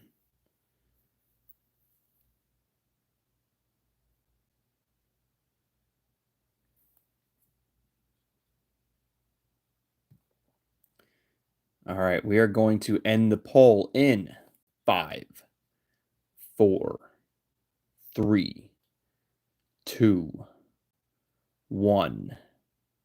Blast off. It's the rocket. There we go. The rocket, of course, but not as gigantic as Ron's ego. Don't tell me you're really interested in, yes, Jimmy. We actually mean the little astronaut who is stationed down there with you. Guys, please, I still have dignity, even if only a little. Never ever I'll run away. Oh no, my dear, you stay right here. I'm going to put my cell phone aside for a moment. This is going to be a masterpiece. Hey, Jimmy, I didn't know you had a modeling ambition. Now you're just missing on the cover of the next Carnival newspaper or a meme titled, When You Trust Friends and They Do This to You. So Niels is recording a voice message right now. Jimmy, you're so brave. I would have never done that. Jimmy should have definitely passed it on to Ron. 100% passed it on Ron. Why Jimmy sat there and was like, yep, I'll take the rocket. Like, I just tried to look in the rearview mirror, but I think if I see Jimmy right now, the bus will end up in the ditch. Yeah, probably. Niels, eyes on the road. We don't want Herbert to make an exit here just because you're curious. She's right, Niels. You'd probably lose control laughing. I think Sophie is painting the most majestic rocket of all time. Jimmy should think about making this his new profile picture. Jimmy, if you read this later, remember, we really like you. You are a brave hero. Sorry, guys, I can't take it anymore. I haven't laughed this much in ages. Ron, remember, tongue-tied is just a silent reader here. So save the tears of laughter for the final photo. So, done. And spoiler, tongue-tied. That's exactly how I imagined it. Let's take a look at the evidence. Jimmy, please smile. Oh my goodness, that doesn't look like a rocket at all. I mean, it looks like a rocket, but not the rocket, but that's something. I terminate the friendship immediately. Mission accomplished. Jimmy, you look great. That's a rocket. That is a couple penises on Jimmy's face. That 100%. That it is. Oh, it's a rocket, all right. Oh, poor Jimmy. You should have passed it off to Ron. That would have been the one to pass on. There's 2 rockets. Yes, there are 2 rockets, one on each side. Poor Jimmy. That's awesome. Have you informed NASA about this rocket launch yet? That's a small rocket for Jimmy, but a big one for humanity. I love that one. One small rocket for Jimmy. One huge rocket for humanity. Lord of Frenzied Flame says, howdy. Welcome, Lord of Frenzy Flamed. How is the Frenzy Flamed today? Welcome to the stream. Joined in right when we were blasting off on Jimmy's face. Oh, poor Jimmy. Ass says he kind of deserves it for not giving us burgers. I mean, true. Also true. Yeah. I'm laughing my ass off. How am I supposed to get that off my face? It'll eventually come off. It'll wear off. And just leave it, Jimmy. Wear it with pride. Yes, Jimmy. That's called Festival Body Paint. Don't panic. A little soap and water, and the masterpiece is history. Yeah, I mean that's Festival Body Paint, Jimmy. You're good to go. That sticks around for a while.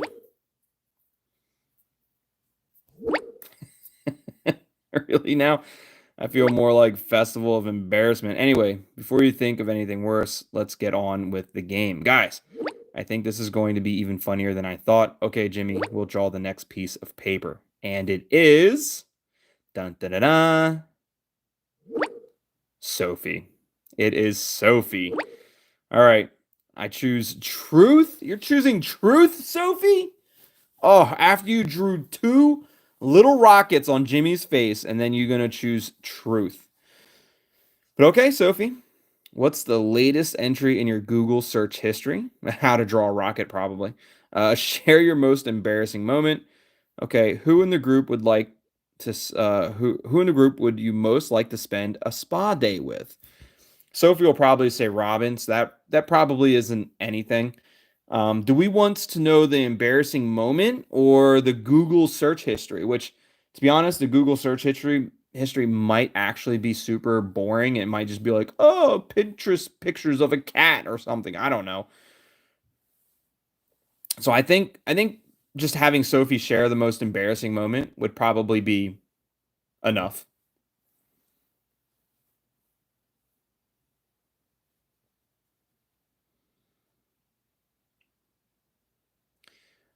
Frenzy Flame. I'm sorry. I'm sad to hear that your grandmother passed away. I'm sorry to hear that.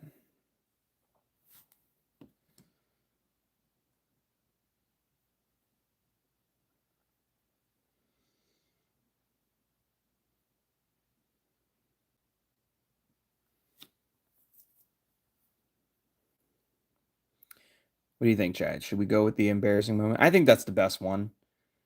I think that's the one that has the least likely chance of being boring, right?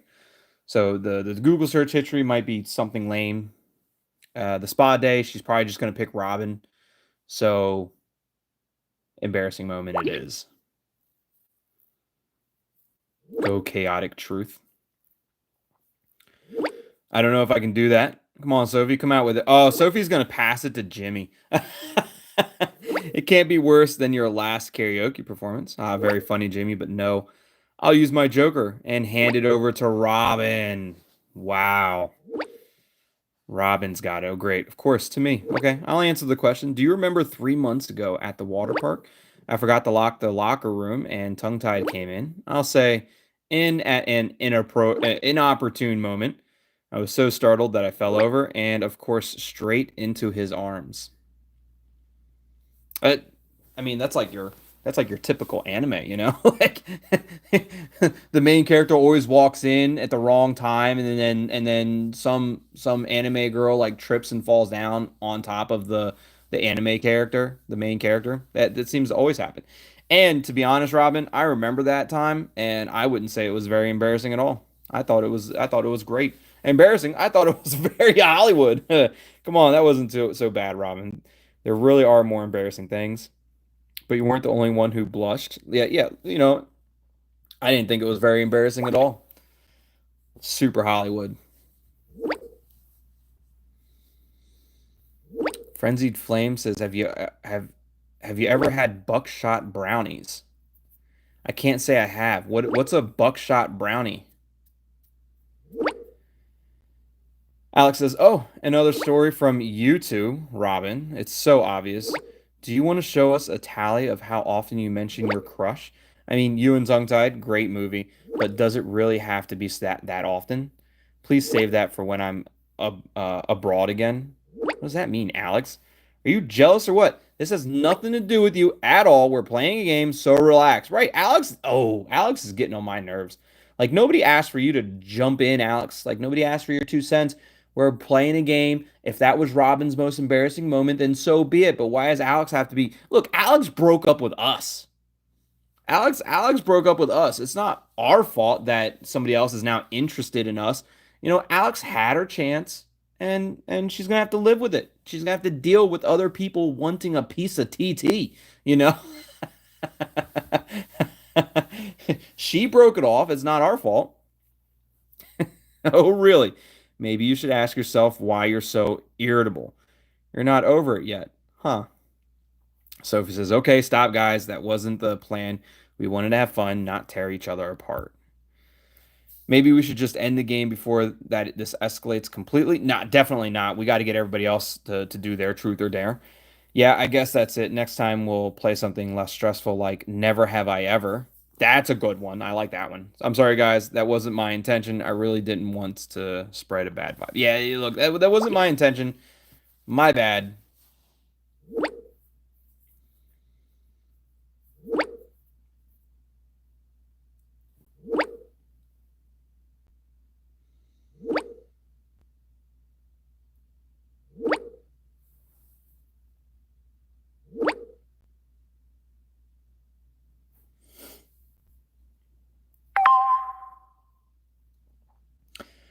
So a buckshot brownie is a brownie stuffed with chocolate covered peanut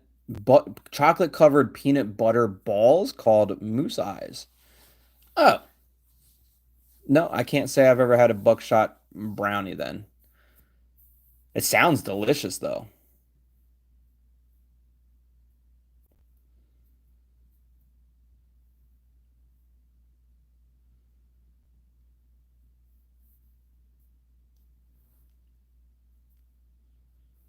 Play truth or dare with the bean boozle beans.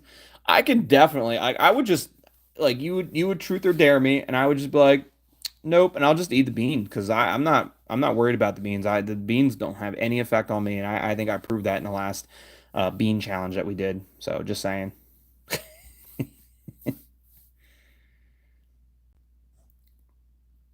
Alex is just being jealous. She needs to get over it. I completely agree.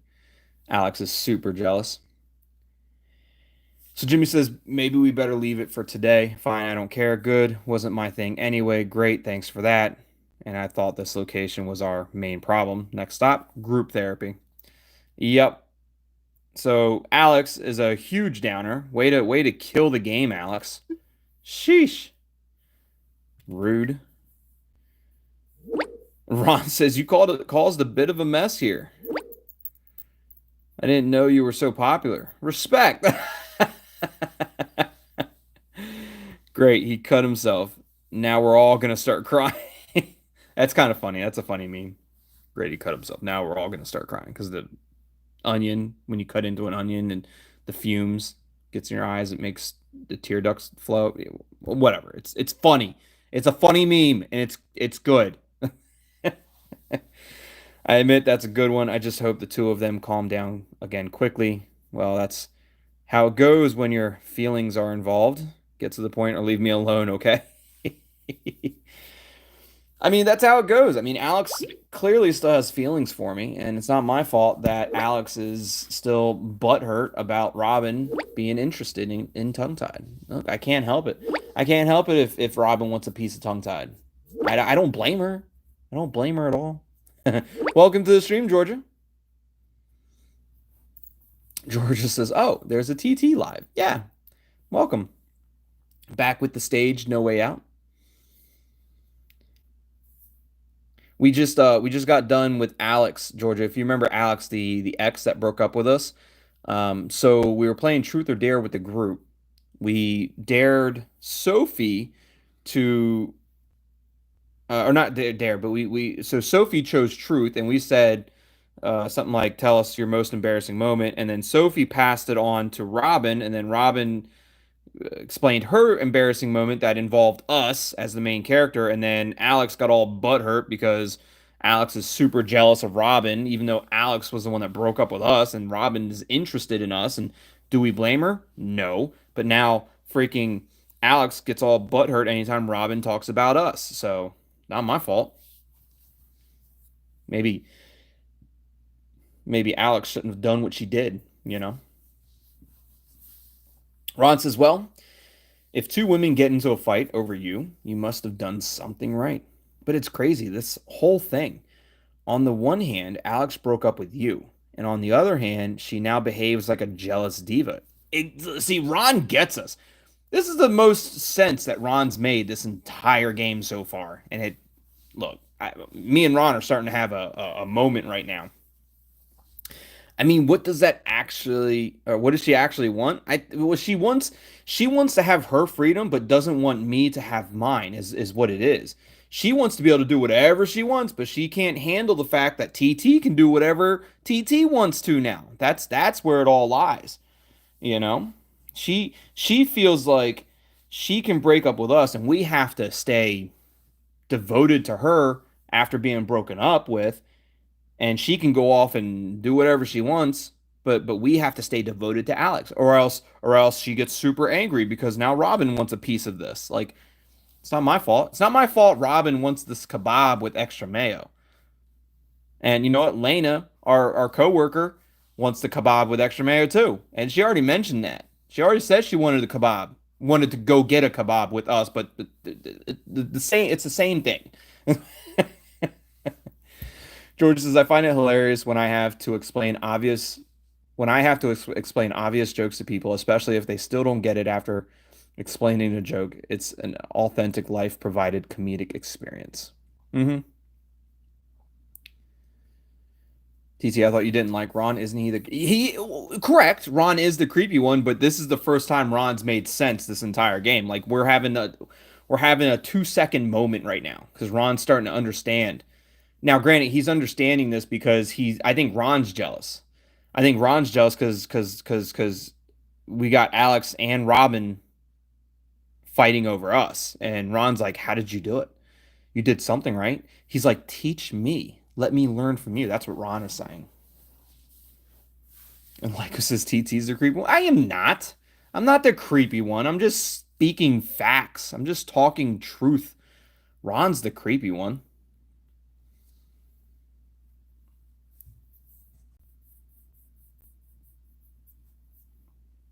Anyways, back to talking with Ron, who is the creepy one, but even though we're having a small moment, but Ron understands. He's like, "Look, Alex broke up with you, but is super jealous. Acts like a jealous diva. Like, what does she want? What does she actually want? Like, I don't know.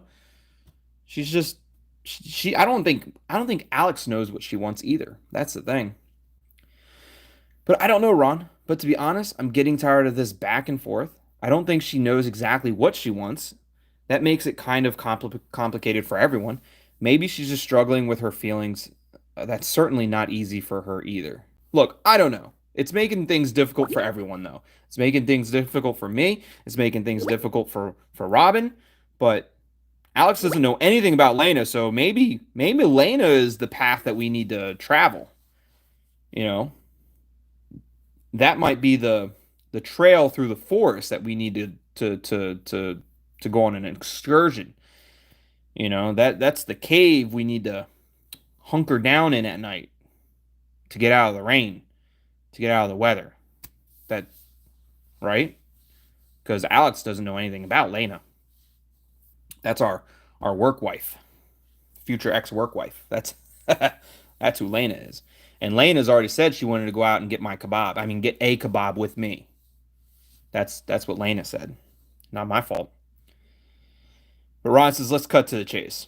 What do you think of Robin? Would she be something for you? 100%. What can I say? Robin is without a doubt a great woman. I'm not in the mood for that right now. Let's just talk about something else. Honestly, Ron, I certainly don't discuss things like that with you. Ooh, honestly, we probably shouldn't say anything to Ron because Ron's probably going to say something to Alex and Robin and create this huge mess. I guarantee Ron. So you know what, Ron?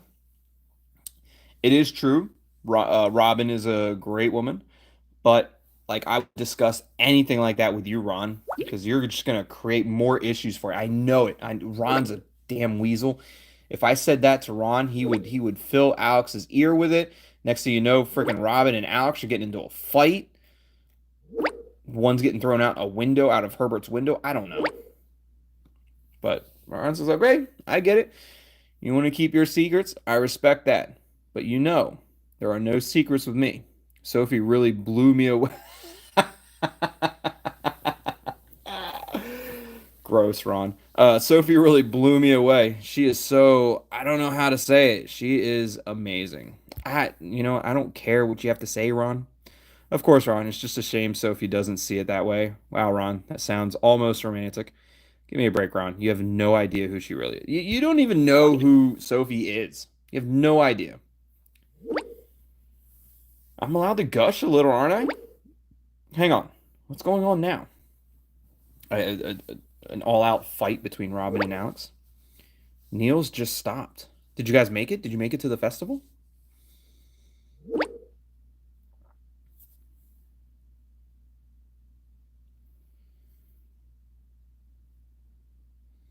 Oh no.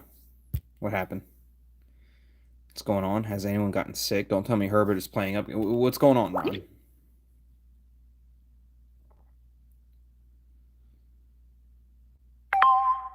Uh-oh. Something's going on.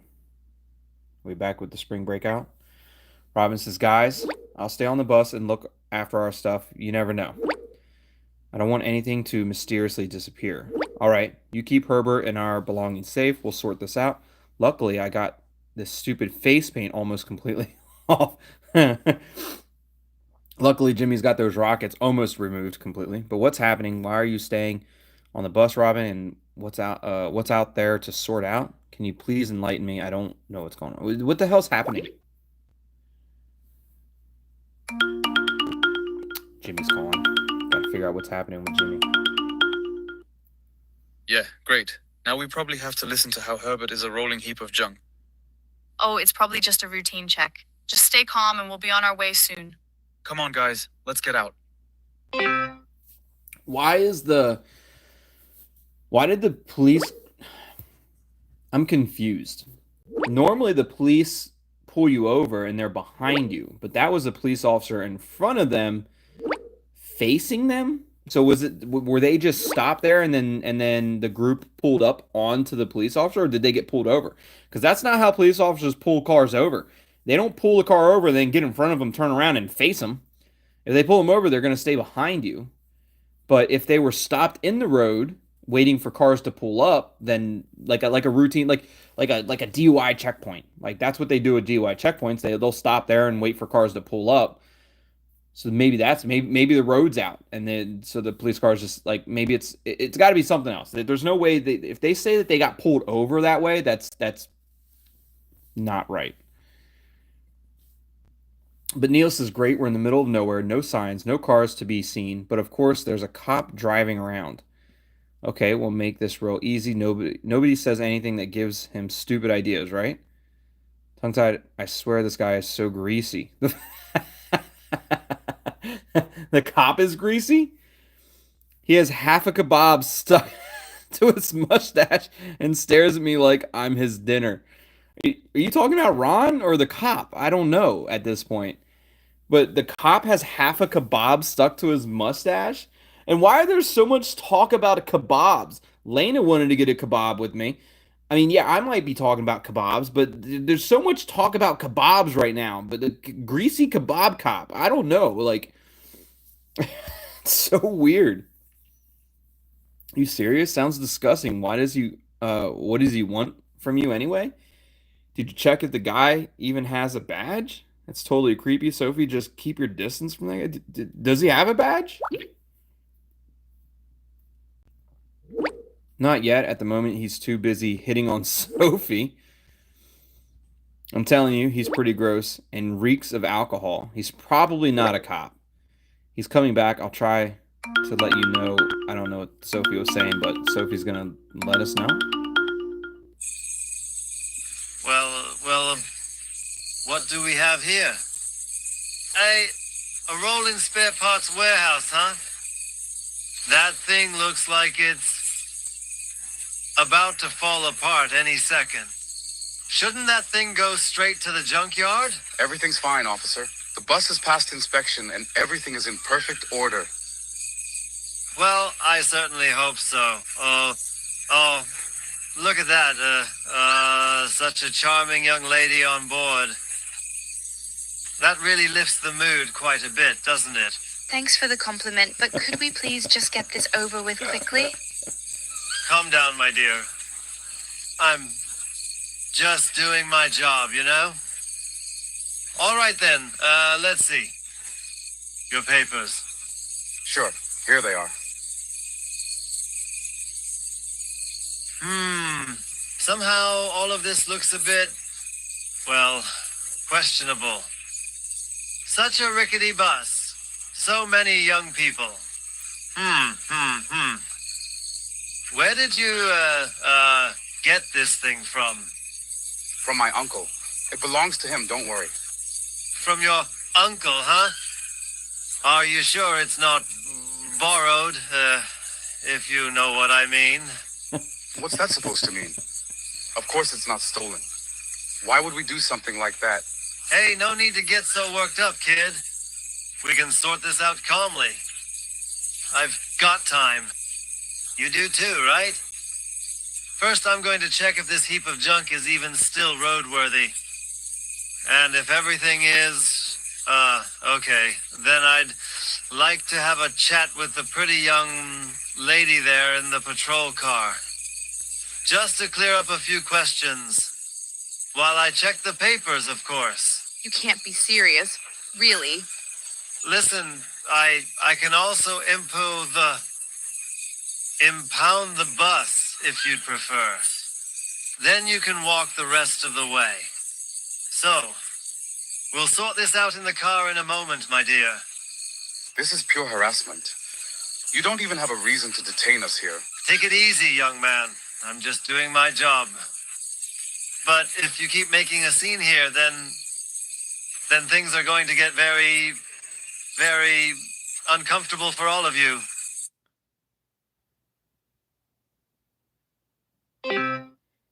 Hear me out. If they needed somebody to sound drunk and say those lines as a cop, like a drunk cop, all reality games had to do was reach out to me. I'll throw a few back and ramble on those lines, and you wouldn't have to worry about AI trying to sound drunk, which didn't sound drunk, just sounded like AI. You wouldn't have to worry about that. They could have easily been like, "Yo, TT, you think you could talk like a drunk cop?" I'd be like, "Say no more. I'm already drinking right now. Let's go." Like, it would have been so easy and so much fun. I could have made him sound like such a creepy cop. I mean, I would have. Oh, reality games. If you're listening to this, I'll do those lines. Send me the script, and I'll throw a few back. I'll send you the recording, sounding like a drunk cop, sounding like a drunk creepy cop, and then you just update the game. That's all you gotta do. Like, it would be super easy. I could totally do it. Creepy, greasy kebab cop. I could pull it off. 100%. And the thing is, it would be authentic, because I look, method acting, I can do it. I could do it. I'll I'll throw a few back. It'll be completely authentic. 100% authentic. I mean, I'm not a cop, but everything else would be the drunken creepiness would be 100% authentic.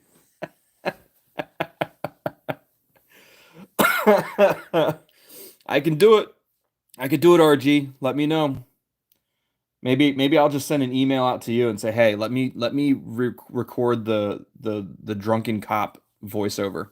Let me do it. Let me send me the script. I'll record myself, and then you just update the game. Do it, because I can make that sound so good.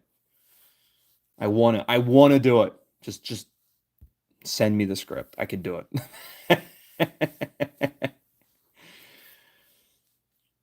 Hess says, "I need you to do a drunk coil." I could if I practiced coil and got the lines, I could probably get pretty close. I probably wouldn't sound as good as coil sounds. But I could probably get all right with it. Oh Lord, TT, do we need to do another drinking stream? It's some of my favorite streams. Some of my favorite streams that we have are the drinking ones.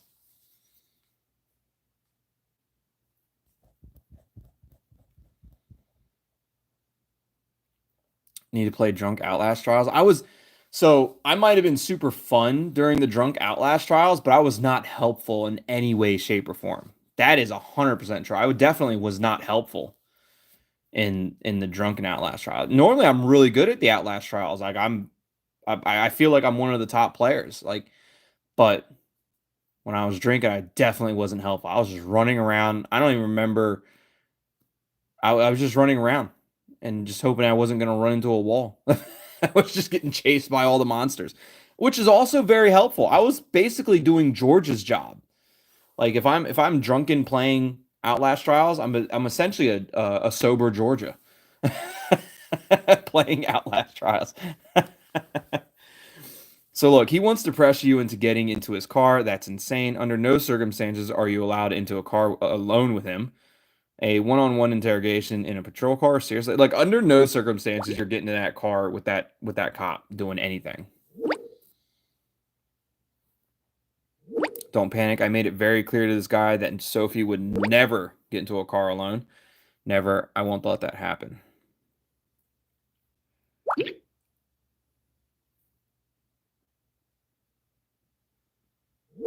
Shit, he's coming. I'll keep you up to date. None of this is normal. No, I don't even think it's a real cop. We get stopped in the middle of nowhere by this drunk. So they did get stopped, or did they go up to the cop? Like the cop was just sitting there. So that's what sounds weird. We get stopped in the middle of nowhere by this drunken cop. Then he thinks he can lure girls into his police car for a one-on-one interrogations. Dude, this cop looks like an antagonist in a bad thriller. It doesn't make any sense how they...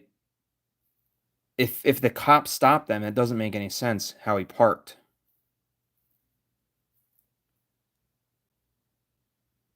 I don't know. Seems weird. More greasy than a pound of bacon. Greasy. Honestly, he sways more than Herbert at full speed. Hello, this is a disgrace. We're getting into the car now. Keep your fingers crossed that he lets us drive on straight away. This is not a normal police check. This is a freak show. But I don't think it has anything to do with fear, though. Like the character fear.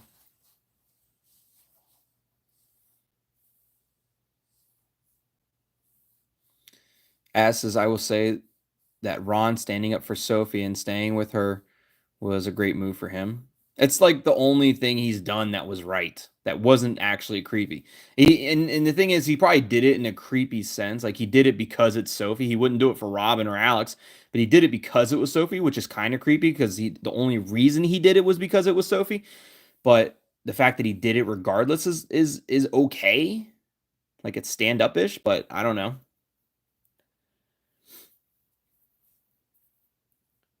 So it is pretty weird. Stay calm and don't let him provoke you. If this guy goes too far, get his badge number and report him. I'll keep my fingers crossed for you. Get out of there quickly. Look, stay calm. Don't let him provoke you. I'm beginning to wonder if this guy's even a real cop. Who behaves like this? He's probably not. It's probably very true that he's not a real cop.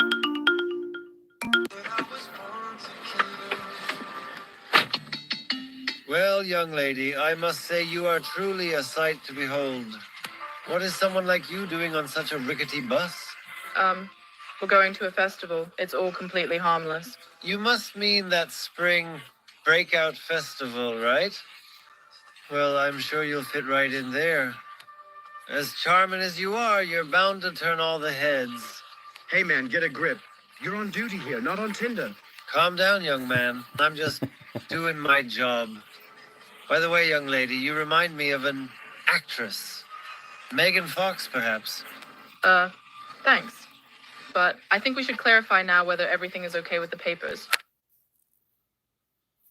What a weirdo. Look, I can tell you, RG, reality games, I can do it. I can totally do it. Megan Fox is a reach. Yeah, I don't think Sophie looks like Megan Fox either.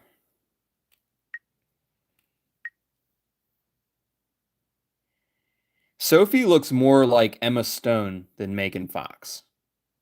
Am I wrong for saying that? I think Sophie in this picture right here looks more like Emma Stone than Megan Fox. Do you guys see that? She doesn't look like Megan Fox. He must be drunk. I think she's got more of an Emma Stone kind of look. Maybe if you squint, maybe if you're drunk, she looks like Emma Stone. I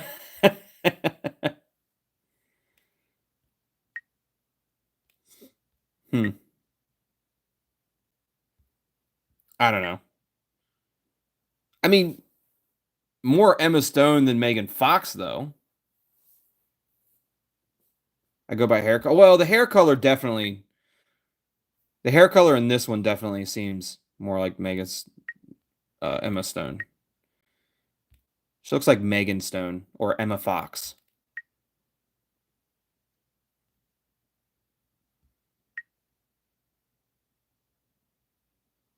More Emma than Megan. Okay, that's all I was saying. I wasn't saying exactly like Emma.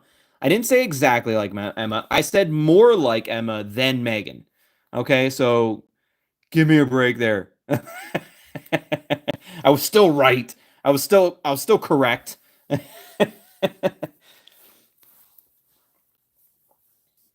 She looks like a Megan Stone or an Emma Fox, right?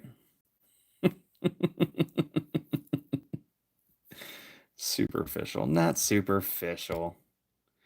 Anyways, Robin says, I'm beginning to wonder if this guy is even a real cop who behaves like that. It's an odd. He acts like a sleazy club bouncer.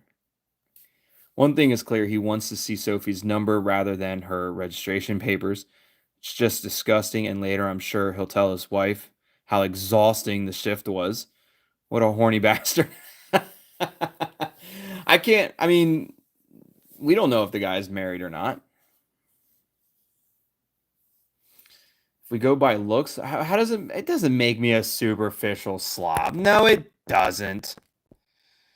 I don't know anything I don't know anything about Sophie though, like on a personal. She might, you don't know. Maybe Sophie acts like Emma Stone. Maybe Sophie in reality looks like Emma Stone but acts like Megan Fox. We don't know. I don't know. I'm just saying that she looks more like Emma Stone than she does like Emma Fox, Megan Fox. That's all I was saying. That doesn't make me superficial.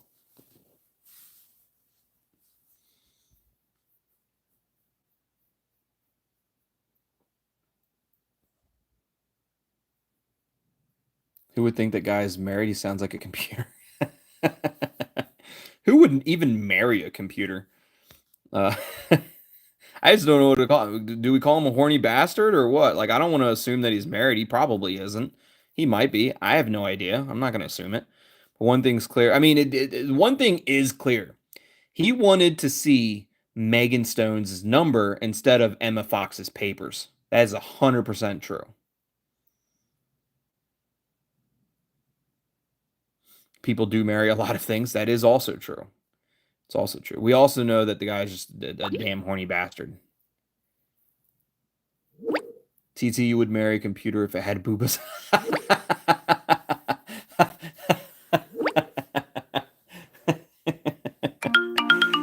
You're not wrong. It'd be a future X computer at that point. Can we get out now? Or would you maybe like to ask about your favorite food first? All right, I think that's enough for now. You can drive on now.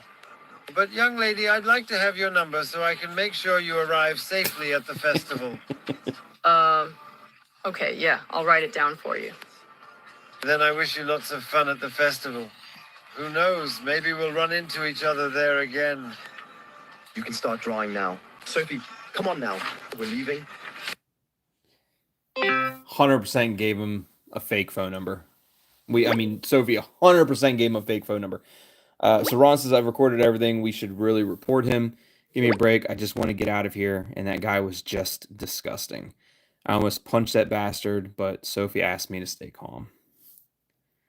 It's a good thing you left it alone. That would have only gotten you into more trouble. Ron and I rarely agree, but this guy definitely needs to get sued. Absolutely understandable. The guy definitely deserved it. But look, it's probably a good thing. If you would have knocked him out, it probably would have just caused much more trouble, much more issues. Sophie says, I'm with you. The guy wasn't worth it. Yeah, also not worth it. Welcome back, Bella.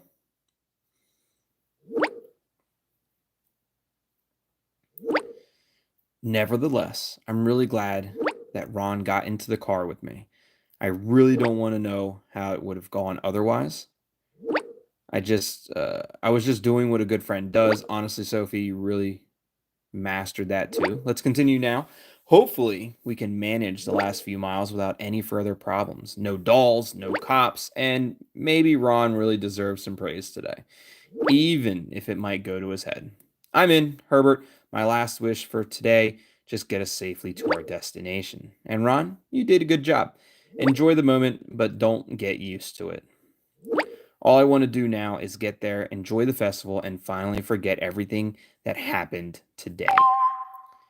All right, buckle up, lean back, and enjoy. Herbert Herbert will get us home safely, or at least to the festival. Wolf reached out to us, says, there is some news, TT. What's the news, Wolf? Did you find out who and where Fear is? This could change everything. Spill the beans, Wolf. I'm excited as hell. Should I be worried? What's going on? Is it about the guy? Look, should I be worried? What's going on?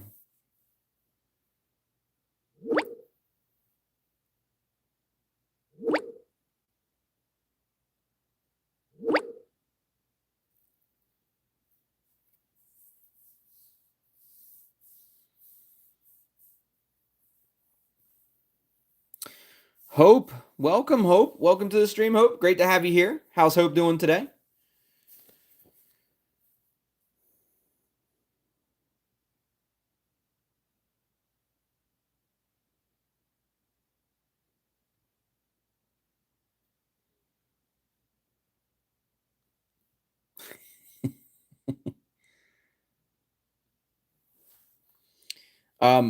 I don't want to say the comments on stream because it's got a lot of muck duck comments in there. Well, I guess I could change it. Yeah, but so Lyco says, I got an idea.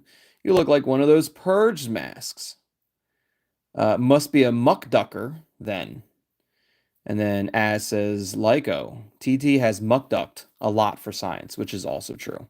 But I'll say, and then Lyco says, yeah, he's from the purge. But then I'll say that if that is the case, then it was all completely legal. The muck ducking was legal because it's from the purge. The one day a year that you can muck duck. Yes, muck duck.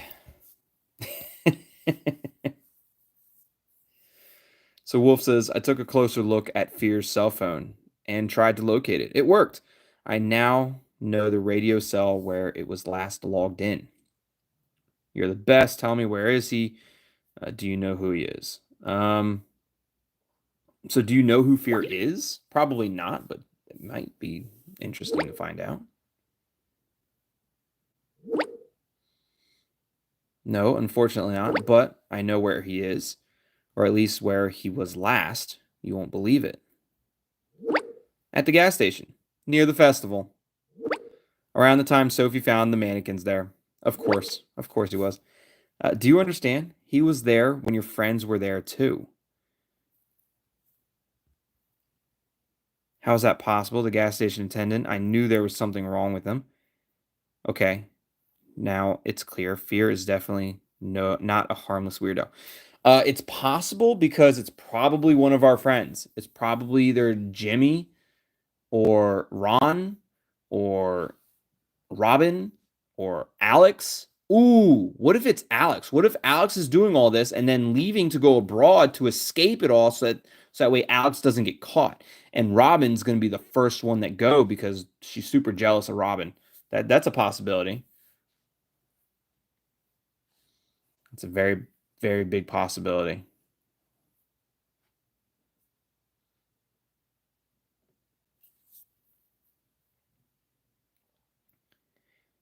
It's probably definitely one of our friends. 100%. I just want to see what Wolf says. Does Wolf say it's one of our friends? At first, I thought of the gas station attendant. That would explain it. But now I think we can rule him out. Why is that? I don't understand. It's obvious now that he's behind Fear. We should not be too quick to exclude anyone. But so why is that, Wolf?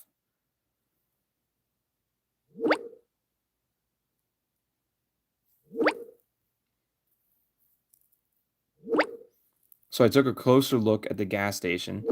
It has a modern website, looks legit, and there are only positive reviews. Everything from clean store to friendly gas station attendant. However, the crucial point is Fear's cell phone was only logged into the cell for a short period of time before it left again, so Fear is no longer there. But the gas station attendant is. I just called the gas station, and he just picked up the phone. Great, but that doesn't automatically mean he has nothing to do with it, does it? It kind of does. Sounds plausible, but what if he's still involved in some way? Probably isn't. Okay, but who else would have been at the gas station at the same exact time? The whole group of friends, main character TT. Like, I'm supposed to say that in any other way? That's the big question, tongue-tied. It is possible that fear was actually there and left immediately. In any case, things are getting more and more personal. But maybe fear planned the whole thing. Leave the dolls right there for you to find, including a music box at full volume. It's probably fucking Jimmy, and Jimmy locked Sophie into the room, but that would just be too on the nose. It's probably not Jimmy. But that would have been pretty weird if he staged it all like that. If this was really planned, the guy clearly has too much free time and a pretty sick hobby. Dolls and music as a lure, that sounds a bit too far-fetched for me.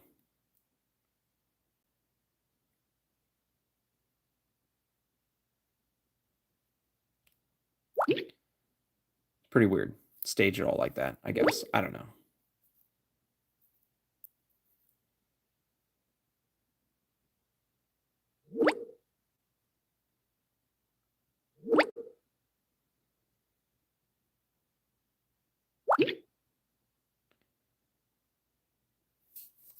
As says, can we have a game where we're the bad guys for once and know it right off the bat? Like says, that would be kind of funny. Like, don't get caught while getting them all, while getting all of them. That would be that is an interesting idea. That would be a legitimate idea.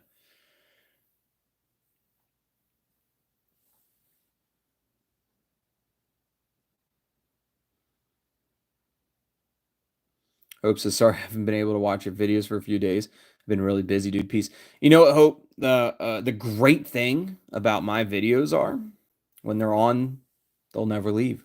So they're going to be always there for you to watch whenever you have the time to do it. So if you're busy, hey, you're busy. That's okay. It's okay to be busy. I'm busy all the time too. But they will be there for you when you're not. So you can always trust in tongue-tied being there for you when you're not busy. But yeah, no, I appreciate you. I appreciate you coming in and hanging out, though, Hope.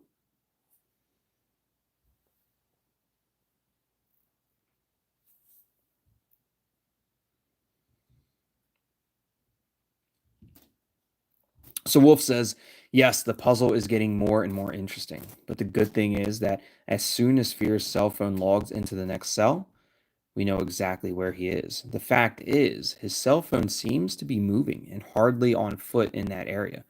Wait a minute, this might sound crazy, but let me think this through. If Sophie and the others were at the gas station at exactly the same time as Fear, could Fear be someone from your group? Think about it. That would explain a lot. For example, why the cell phone left the cell shortly after. 100%. I mean, we kind of already figured that out ourselves. What's up, Grim? Welcome. Says, hey, just got here. Well, welcome, Grim. Welcome to the stream. How's Grim doing today? You're not seriously asking that now, are you? That sounds pretty far-fetched, but now that you mention it, it kind of makes sense. I rule out Alex, Robin, Jimmy, and Sophie. I know them inside out. So it's basically Niels or Ron. But yeah, I mean, it makes sense. Definitely makes sense. So just hypothetically, tongue-tied, who in the group could have a motive? Who would do such a thing? Sophie is out anyway, and Alex, Robin, and Jimmy are your closest friends. But what about Niels? As far as I know, you only know him casually. I don't know him as well as the others, but I can't imagine he'd do something like that. I mean, something is spelled wrong. I just realized that. I will say this, though. If Fear has this whole, like, Club 27, you know, Amy Winehouse and shoot, I can't remember the other guy's name either from Nirvana. You know, as far as like the clues that they've left behind, it could be Niels, because Niels is in that same kind of, you know, he has his band. He's in that same kind of business. So it could be Niels. Niels being part of the whole band thing. But I don't know him as well as the others, but I can't imagine he'd do something like that. That only leaves Ron. Ron, of course. The guy really likes Sophie and would do anything to get closer to her. What if he found out that I, as her ex, am still in such close contact with her? Maybe this is his twisted way of warning or intimidating me. I don't think so, because he would be sending it to you and not me, I think. Right?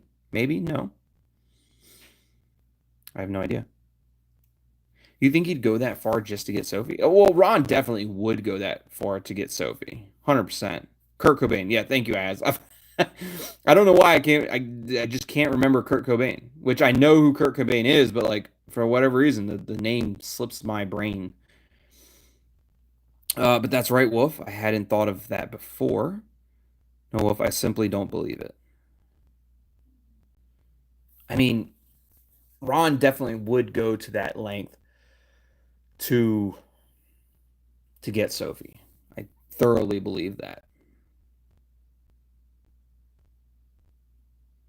But if it's in this situation, if it's not Ron, then it's Niels. And if it's not Niels, then it's Ron. But it can't be any of the other ones. Like, it's obviously it's probably one of the other. Obviously, it's probably not Ron. It's probably not Niels. It's probably one of the others.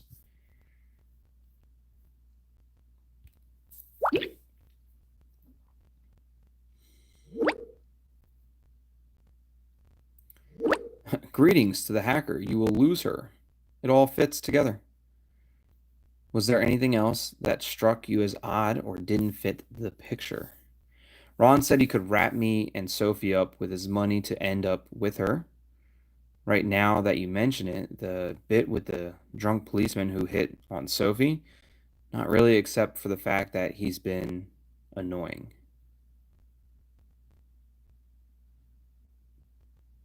Did Ron say anything about... Was it Ron or was it Niels? One of them said something that also Fear said. So right here says one after the other. You will lose them one after the other. Niels also said something about one after the other. Said the same words. So is that a possibility? Like maybe Fear is Niels? And Niels is kind of giving that away by saying the same words that Fear is saying? Because I remember Niels, when we were talking about the creepy gas station, something, he was like, this is the creepy gas station, you start losing them one after the other. He said something along those lines, didn't he?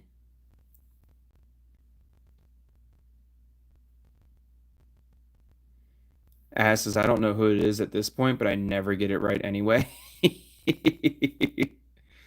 Yeah, I don't know. I mean, they're heavily leading you into believing it's either Ron or Niels.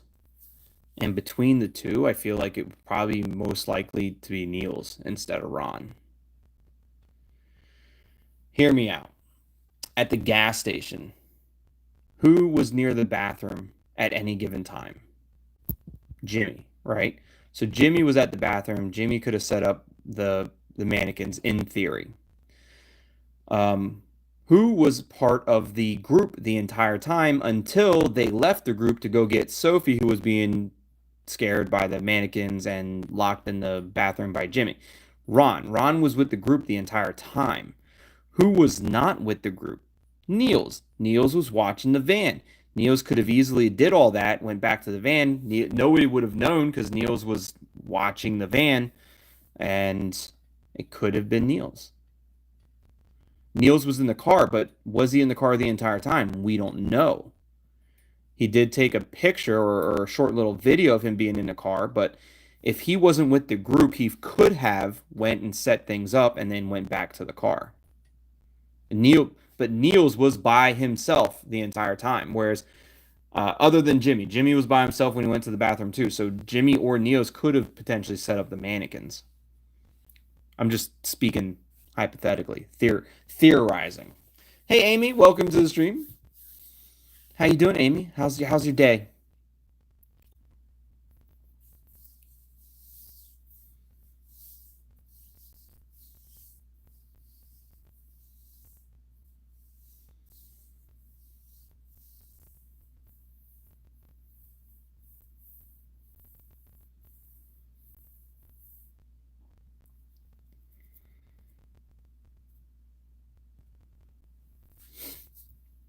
So was there anything else? I mean, the whole money thing doesn't make sense in terms of fear.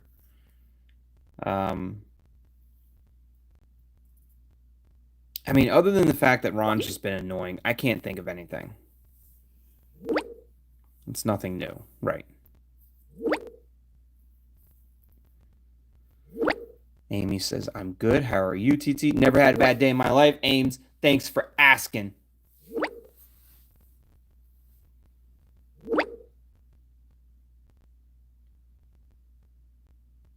What if fear is just following our group and it's not one of our friends?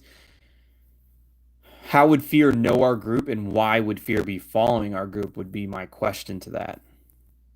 Which obviously would be a question that might be answered later on, but that would be the question. Like, why would fear be following the group? How does fear even know that's our group?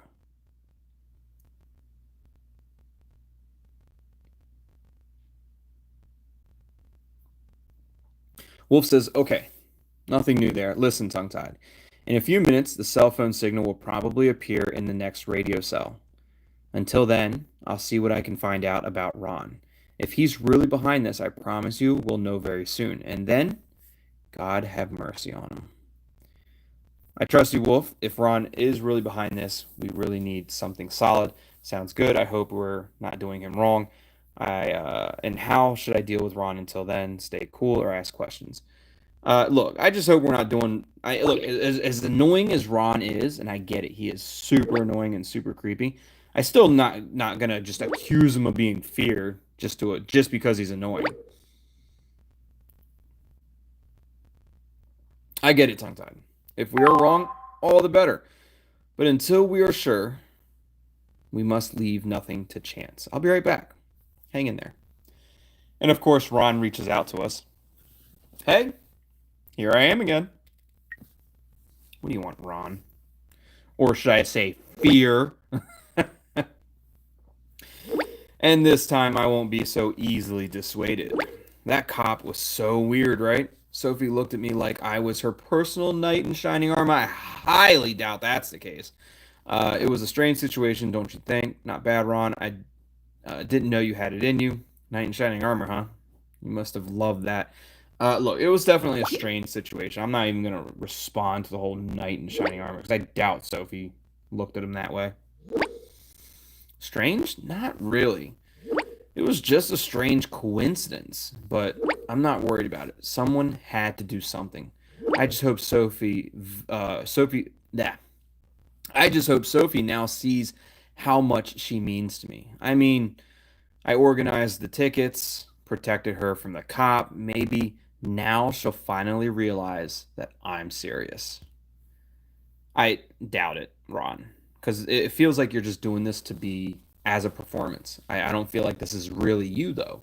This is you're performing this to impress Sophie, and I think that's the issue.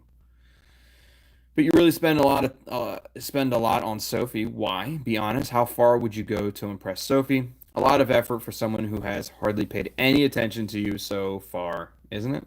100%. A lot of effort.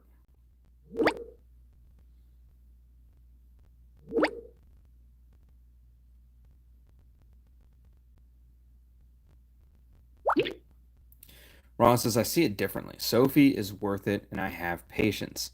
At some point, she'll realize that I'm the one for her. But why do you ask? Are you getting at something specific? No, it's all good. I just want to make sure Sophie won't be disappointed. I feel like this is all just a game to you, and Sophie is the prize. Come on, Ron. Is there anything else we should know? I mean, this is true. Like, I just feel like this is all just a game they're on. Sophie's the prize. This is a game, and once you win the game, then you move on to another game. That's probably what it is. If I was playing a game, I wouldn't be talking to you about it, would I? Don't be ridiculous, tongue-tied. Listen, I know I'm not perfect. And maybe sometimes it seems like I'm trying too hard, but I just want Sophie to see me, you know? That's all there is to it. If you don't believe me, that's okay, but I have nothing to hide. And as for my suggestion from earlier, that was really stupid of me. I'm sorry for dragging you into this. Completely stupid idea. I'm serious. I'm really sorry. I'll confess it to Sophie when I get the chance. From now on, I want to be honest with her the way she deserves. And now, let's just take it easy, shall we? Maybe I just overreacted a bit. Thank you for being honest. All right, then let's finish the topic and move on. Sorry, Ron, but I just don't think you're right for Sophie. Look, it's fine. Like, I think we should just finish the topic and we move on. It's definitely one-sided. Definitely one-sided love, Hope. Grims is definitely saying I'm the one for her is definitely a red flag. Yeah, I agree. I agree it's a red flag. And you know what, Alex? You don't get to give me a winky face, Alex. That you give winky faces to the people that you want. And clearly, since how you broke up with us, Alex, we're not the one that you want. So you don't give us winky faces, Alex. Alex is a walking red flag too. 100%. Ron says, exactly, no need to dwell on it any longer. But hey, I'm glad we could clear the air. Ron's actually sounding like a normal human being now. But Alex says, hey, winky face. Look, I don't need the winky face from you, Alex. Ron was completely distracted. He said he would write to you. But when did you become besties? Have you already swapped friendship bracelets or what? I think he has a new resolution. How do I become a better person in 10 days? Absolutely. We're already planning a vacation together in his private jet, of course. Do you want to come? Please give me a break. I already have a headache just thinking about him. Yeah, look. I don't even know what to say. I don't think anything I say has anything to do with the actual gameplay, so it doesn't really matter. I can't really say he's giving me a headache because he was actually just acting like a normal person.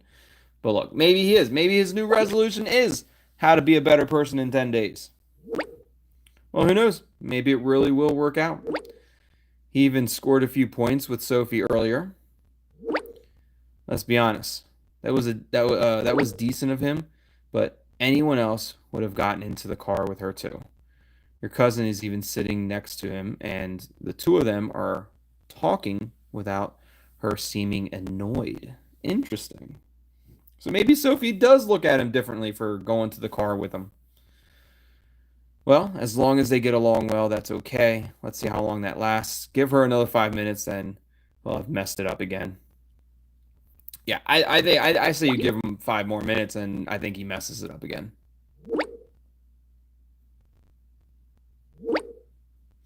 Alex gives me a headache. Alex's cliche toxic ex. Yeah, Alex is super jealous ex type. Yeah, but Alex is who knows? Maybe he'll surprise us all and manage to behave for the next 5 minutes, or for more than 5 minutes. But I'm actually writing to you for a completely different reason. It's about that stupid situation earlier. I know it wasn't right of me to hit on Robin like that. I don't remember Alex hitting on Robin. Or maybe Alex is referring to the fact that she was being a complete complete crazy person by yelling at Robin. Which, yeah, you were completely out of line for that, Alex. What the hell's wrong with you? That's all right, Alex, but why were you so irritated in the first place? It was just a game. It's nice that you realize it, but you've really spoiled the mood with it. Perhaps my question was simply not the best choice. I'm not taking any of the blame for that. Alex needs to control her emotions. She broke up with us. I didn't break up with Alex. I can understand Alex being upset if we broke up with Alex. Alex broke up with us. She's not allowed to be upset. She's not allowed to be jealous.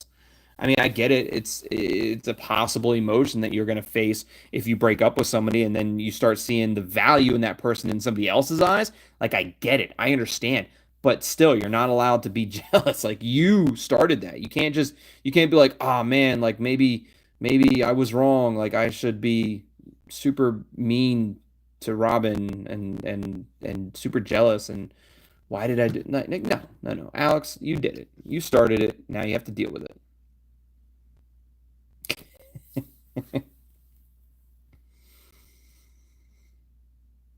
Look, it's nice that you realize it, Alex, but you ruined the mood. Freaking downer. Huge downer.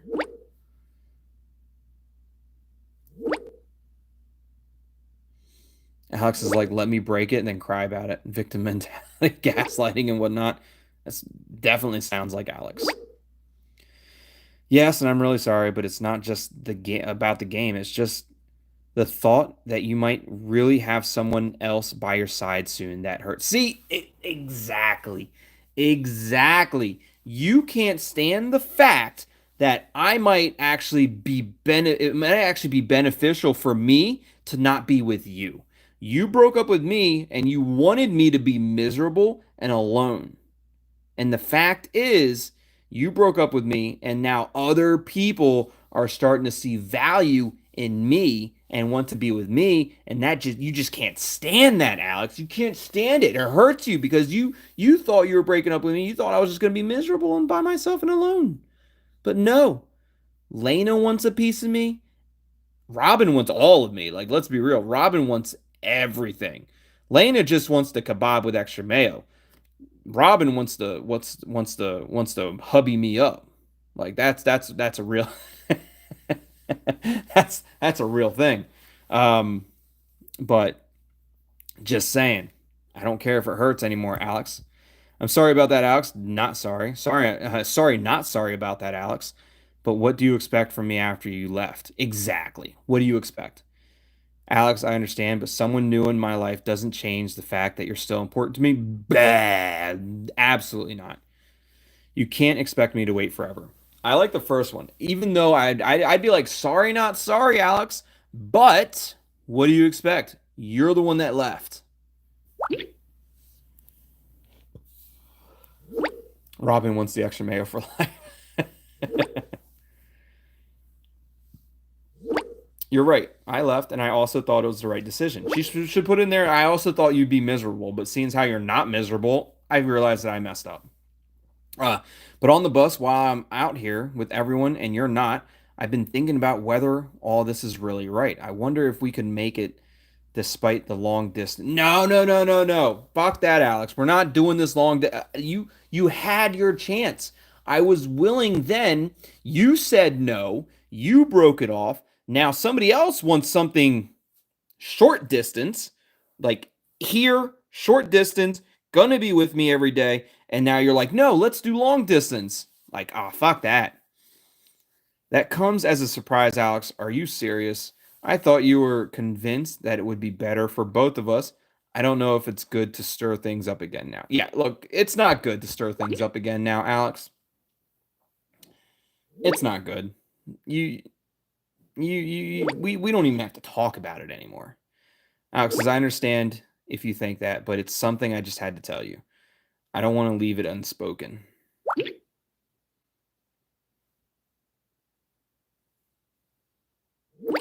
Do you think we could maybe spend an evening together after the festival? Just the two of us to talk about everything again? Absolutely not.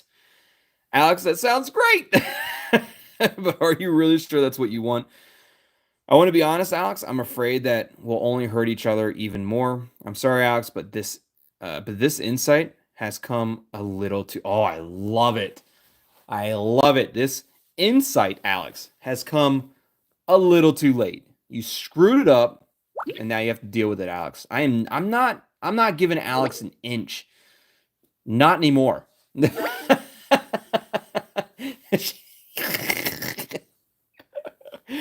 She doesn't get the inches anymore. She doesn't get a single inch.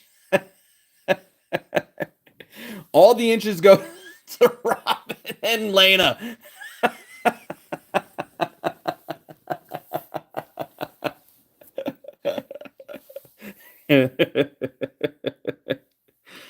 Oh, too late, but I'm just trying to make it better. Why won't you at least talk about it? Because I can't trust you any. Oh, we are gonna hurt her. I can't trust you anymore, Alex. I'm sorry, but my feelings are no longer the same. Ooh, if that's not a shot to the heart, I don't know what is. I can't go through this again, and a long distance relationship that would just break us both even more. Okay, maybe it's worth the risk. Let's catch up and see where it leads. Ooh, do it. Like it says, do it. What's up, Falcon? Welcome to the stream. Falcon says, hello, TT. Hello, everyone. Yes, welcome, welcome. Yes, as no inches or extra mayo for Alex. She had enough. She had enough. Burn, baby, burn. Yeah, I mean, this has got to be the cherry on top, you know? Like, this is gonna have to be it. Because I can't trust you anymore, Alex. I'm sorry, but my feelings are no longer the same. Oh, that's gonna hurt so good. Oh, that hurts so good. But I tried to be honest. I wanted to prove to you that I'm serious. Please understand me. I don't want us to hurt each other anymore. Boom. Boom. It hurts so good. I see. I just want us to have a chance, but if that's how you see it, then I respect your decision. Thank you, Alex. It's better this way. It's better this way for both of us. Oh, that's gotta hurt.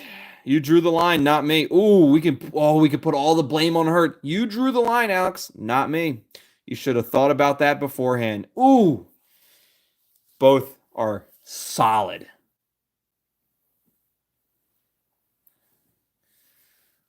I don't know. You mean second? Like one ND is the one. The one choice is better. The second choice is meaner.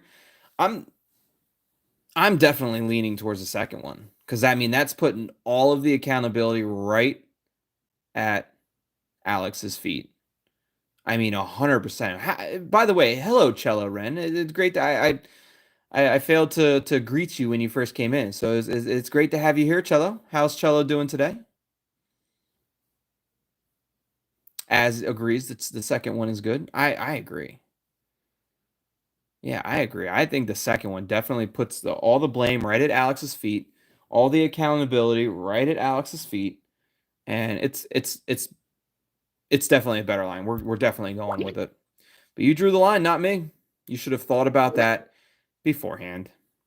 Yes, because I thought it would be best for both of us. Now I know that it's not that easy. I never wanted to lose each other. But maybe this is our way of somehow finding each other again, just in a different way. No, I don't think that's not what I meant, Alex. That's not what I meant at all. But you go ahead and keep on thinking that. And I'm going to keep on spreading the kebab around.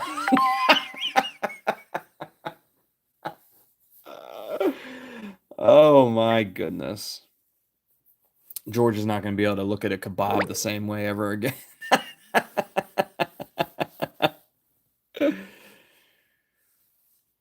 Oh, Sophie says tongue-tied. We're about to arrive. I can't believe there's supposed to be a festival in this area. It looks like I better not say. It probably looks abandoned, right? Like nobody's even there.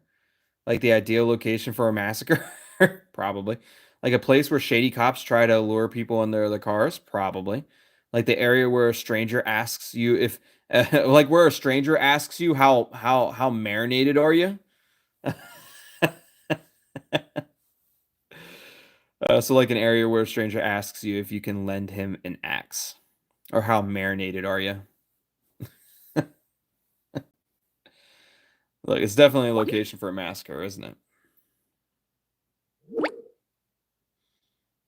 And Rita, welcome to the stream. It's great to have you here. What's the game name? It's called The Stage No Way Out. It's another game by the developers of Reality Games. Janin says, just woke up and tongue-tied is in the middle of playing the stage. Yes, we are. We are in the middle of the stage. We just got done telling off our ex girlfriend. So ex-girlfriend wanted us to have a long distance relationship, and we weren't having any of that. None of it. She made her bed, and now she has to sleep in it. That's the saying, right? You made your bed, now you gotta sleep in it. Am I still in chapter 1? It seems like a longer. Yeah, this is still chapter 1. I don't even know if chapter 2 is available. But yeah, this is still episode 1, chapter 1, whatever you want to call it. So Jimmy says exactly where Google Street View says, "Not here, friends. You are impossible, but honestly, the fog makes it really difficult to recognize anything."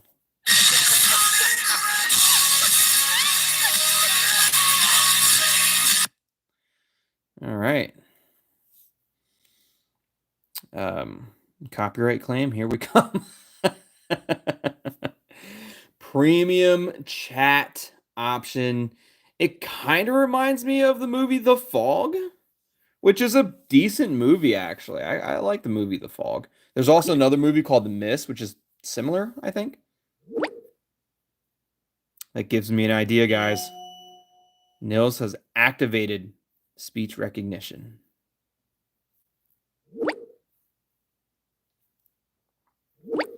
I've activated speech recognition, so don't worry, tongue-tied.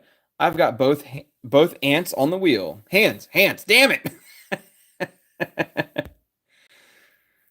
Niels, you really need to work on your pronunciation. Watch out, a confused driver with ants at the wheel. Please, leave the voice recognition on. I urgently need new favorite quotes. Yeah, leave it on.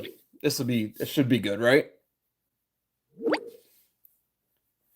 I swear I'll make a collection of this, of his best fails. You guys are mean, but okay, I'll leave it on. I'm just imagining the policeman from earlier yelling, "Ants up! Ants where I can see them." Very funny, you clowns. Now, we've laughed enough. Back to my idea. How about we bridge the last tiles with a little horror kiss? What? He meant miles and quiz. Tongue-tied. So how about we bridge the last miles with a horror quiz? Got it. Horror kiss is more for when Ron tries to be romantic. That makes sense. Tell that to the ladies who still write me love letters because of my kiss, despite therapy. So they still write him love letters despite having to go to therapy after they've kissed Ron. Got it. Anyway, if you're up for the quiz, say boo. Everyone says boo. Boo, but only if the questions aren't too scary. Boo, so I can show you that I know more than all of you put together. Boo, here we go. Niels, give us the creeps. I'll let you know now. I'm really not a horror movie expert, but boo. No thanks. I'll leave the fun. Look, give me the creeps. I'm a horror movie expert, but not really, but also an expert. Falcon says it's an easy quiz. All right, here are the rules. I ask you questions. Everyone gets one. If you answer at least 4 questions correctly, I'll shout you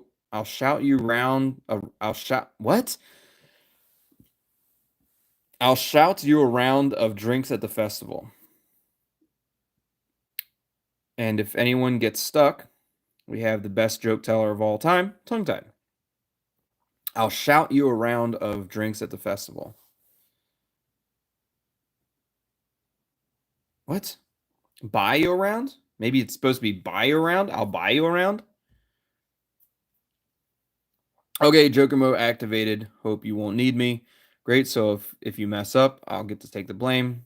Free beer at the festival, and what's in it for me? Also true. Like, how do I get my free beer?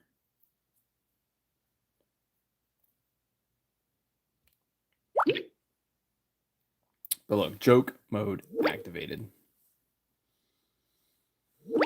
Grim says, I've only seen slasher movies. Ass says the quiz was better than the music quiz. Cello says, the only slasher I saw was TT's First Harvest. Kind of confused me back then. Yeah, and I wasn't. I was just a voice. I just did some voice acting in the first Harvest.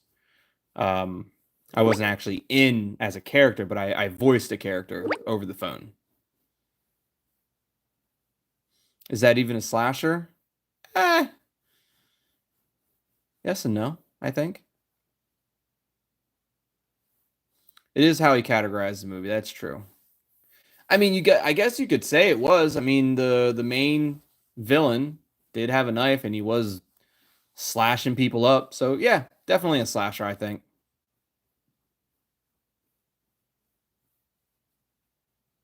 I only watched for the potato TT blob. Just for the couple voice lines that I had in the movie.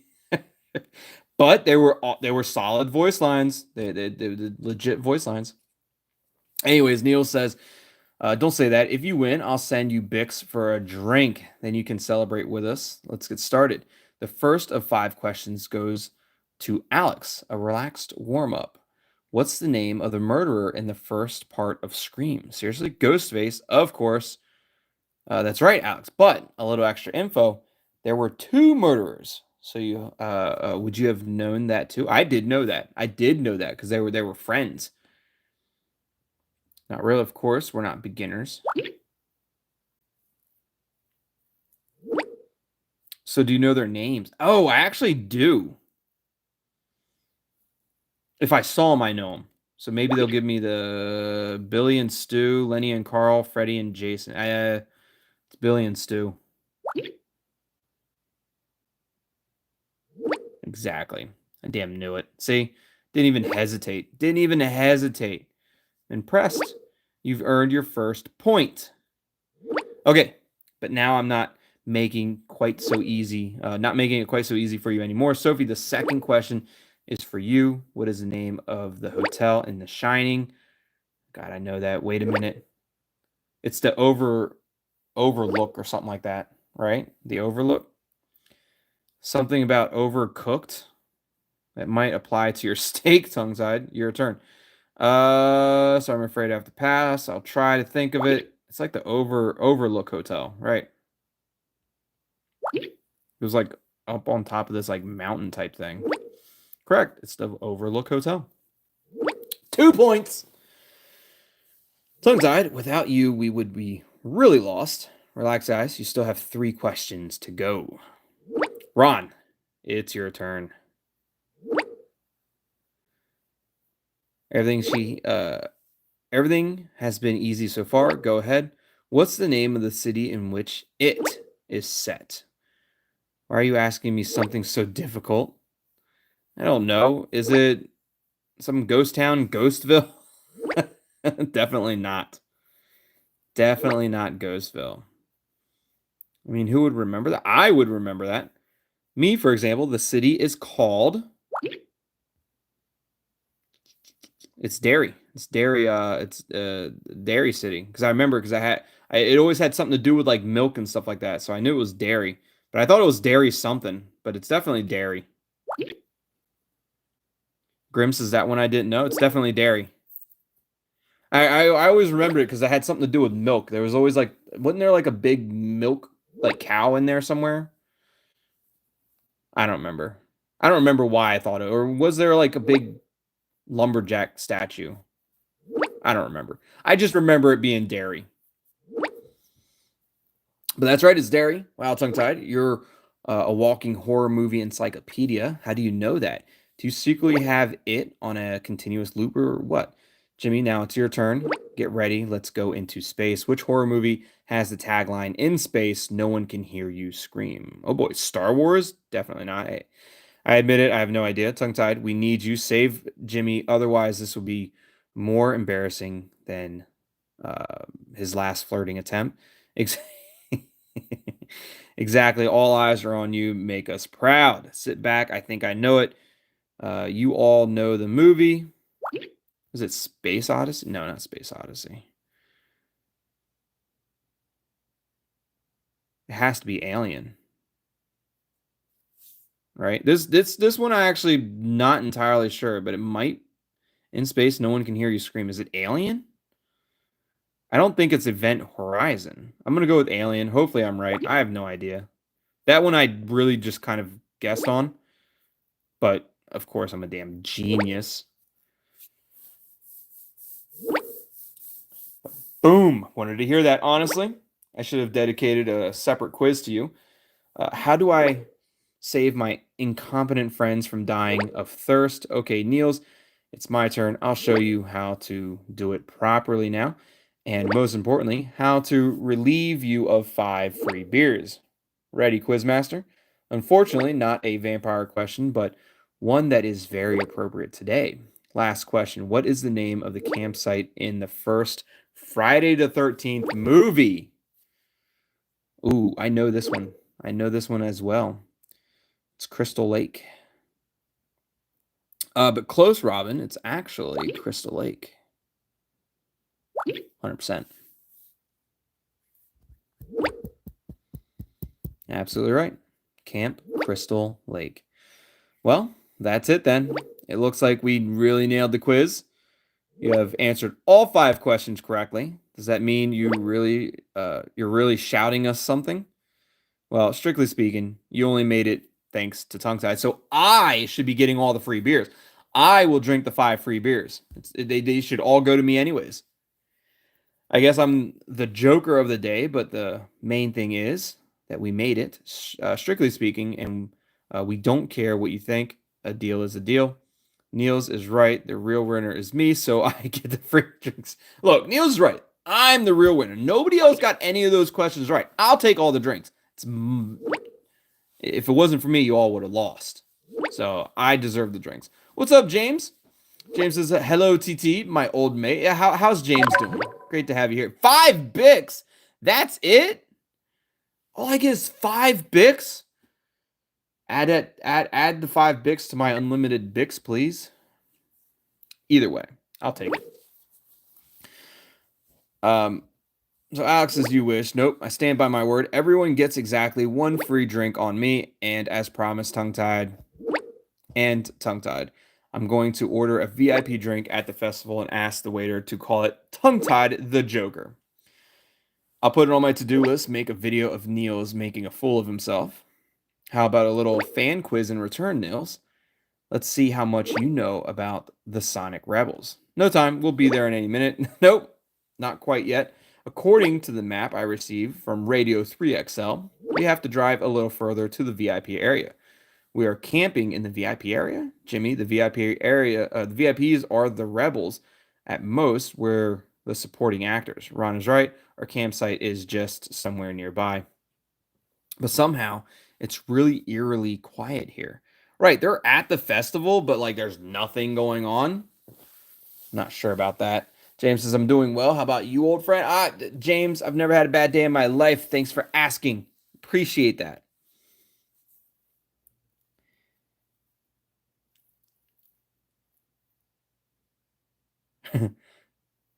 Says, okay, Mr. Unlimited Bix. Yeah, just add those 5 Bix to my unlimited Bix.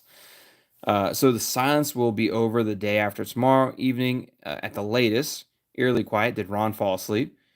You wanted to get there so early, all the normal people won't be there until tomorrow or the day after tomorrow. Yeah, that's also true. I guess because they did get there super early. It's going to be quiet. It was Jimmy who came up with the brilliant idea. Arrived beforehand, perfect for being swallowed up by fog monsters in the middle of the night. Thank you, Jimmy. Who wants to be normal when you can have adventures, right? I'm all about those adventures. Like, let's go on an adventure. Sounds fun. While we're on the subject, time to clarify who is sharing a tent with whom or has to share. We have 3 double tents. Who will share a tent with Ron? Any volunteers? I know who Ron wants to share a tent with, but maybe Ron needs a single tent. Then he can just enjoy his own monologues in peace and quiet. Guys, come on, give Ron a chance. I bet everyone is trying to ignore your question. maybe you just do maybe you put 3 people in one tent and Ron gets his own tent. Maybe that's what you got to do. But it's definitely going to be either Niels or Jimmy. It's got to be either one of them. You could probably put Robin in there too. Actually, you know, I take it all back. I think Alex should go stay with Ron. I think that would be the perfect tent mate for Ron. Should be Alex. It's the only one that deserves to be with Ron. Ron is single tenting when he sees Sophie. Yeah, absolutely. But yeah, I think I'll nominate if they give me the option, like a tiebreaker, I'm definitely sending Alex. Alex deserves to be with Ron. I think that would be good. Grim says, "Yikes, that's mean." It might be. It might be petty. It might be mean and it might be petty, but it's probably what's going to happen, Grim. Look, I don't make the rules. I mean, technically I do, but you know, the rules are the rules. I didn't make them, although I did make them. But again, it's besides the point. If Alex didn't want to tent with Ron, Alex wouldn't have broken up with us. Look, I don't make the rules. I did make that rule, but again, besides the point. Look, give Ron a chance and let me pick who tents up with Ron. Thank you, Tongue Tied. You're acting like I have the plague. That's so unfair. But I have the deluxe double XL tent with panoramic roof, underfloor heating, and built-in snore filter. Ron, even if your tent had a hot tub, Netflix, and beer tap, I'd stand in the rain. Now, you know what? Honestly, if it had a hot tub, Netflix, and a beer tap, like you can miss me with a Netflix, but if it had a beer tap, I think I could drink enough beer to not have to, you know, to get over the whole Ron annoyance. Admit it, Jimmy, you'd even sit on Ron's lap for a beer tap. I bet that's true. Jimmy loves beer and extra mayo on his burgers, apparently. Come on, guys, you're being a bit mean and superficial right now. Someone has to take pity on Ron and share a tent with him. Look, Jimmy, you would sit on Ron's lap if you had a beer tap.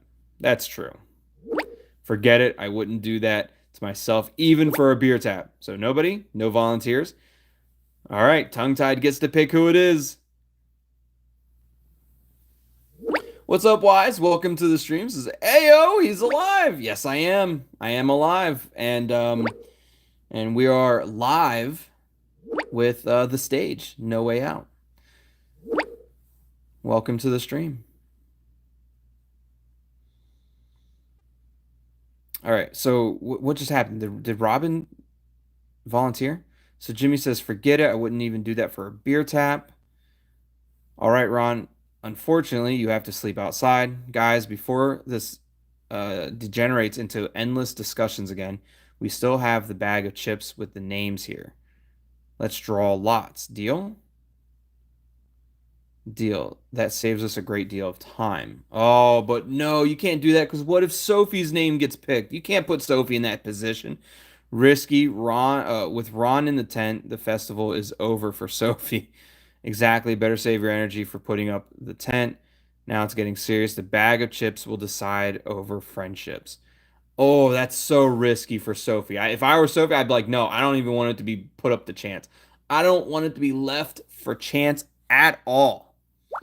I feel bad because we all know what's going to happen. They're going to draw a name out of the bag. It's going to be Sophie. And Sophie's going to have to deal with freaking horny Ron the entire time.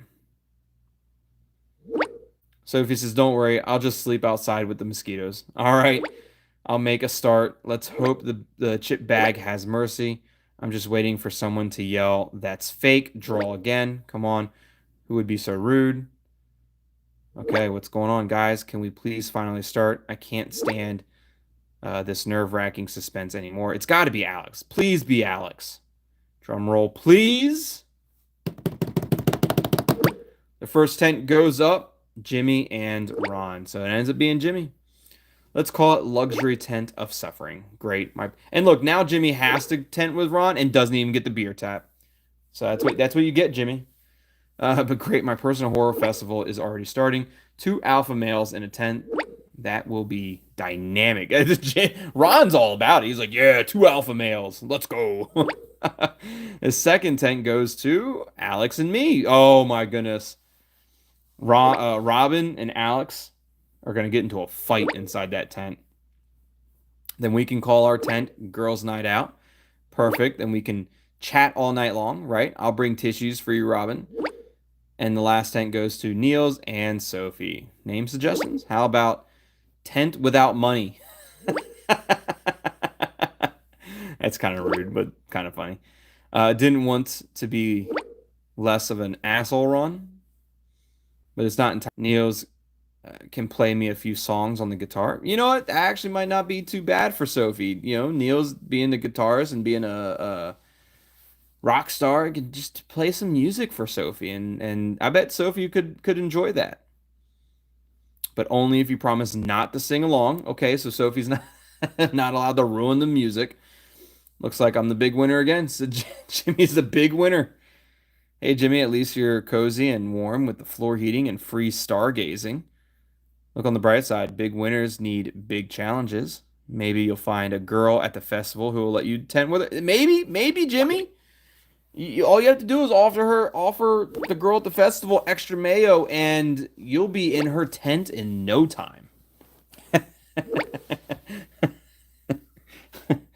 just extra mayo, Jimmy. You'll be right in that tent. They might not even let you out of that tent. You give them extra mayo. Oh my goodness. Of course. And I'm sure she has a mini fridge full of beer in her tent. Oh my God, you guys, we're almost at the VIP area. I can hardly believe we're almost made it. I'm so excited. Guys, it really looks like our special campsite is just a muddy cow meadow. That kind of sucks. Kind of sounds like a fire festival all over again. I hope you've packed your wellies. I don't know what a welly is. Does anybody know what a welly is? Is that like a rubber boot? Is that what a welly is? So if you take a deep breath, don't fall over with Rebel Love. I'm really looking forward to seeing what awaits you there. Rain boots. Yeah, like a rubber boot. But see, isn't that like a British term? Wellies? Is that a British term?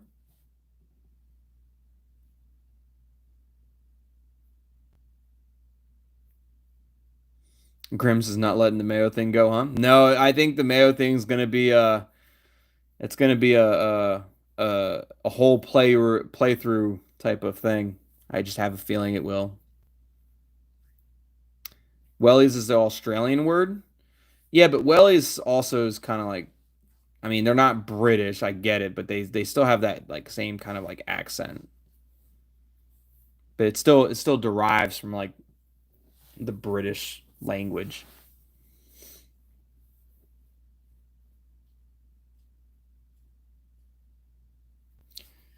Grimm's is running gag for the series. Yeah, it's definitely going to be series long. The extra mayo. And apparently kebabs now. Kebabs and extra mayo are apparently going to be a series long take that we're going to be doing. It's going to be a series long gag for sure. We haven't even heard from our mom. Our mom must have passed out from all of her tea that she was drinking after all them gnomes that she had bought. She must be knocked the hell out. She drank way too much of that tea. I hope you packed your wellies, so if you take a deep breath, don't fall over with Rebel Love. I'm really looking forward to seeing what awaits you there. Need wellies for the mayo? Need them rubbers for the mayo, that's for sure. And marinating? How marinated are you? Jimmy says, don't worry, we'll keep you posted exclusively from the VIP swamp. I'll let you know as soon as I see the rebels. It's going to be epic. If Ron doesn't kill the mood first, it'll be great. See you later. So, tongue-tied, make yourself comfortable at home. We'll rock along with you. Don't forget to take a few embarrassing photos for me. I want to know everything. I'm counting on you. And when you meet the rebels, get me an autograph. Don't worry, I'll keep the couch down and celebrate with you in my thoughts. Look, I need photos.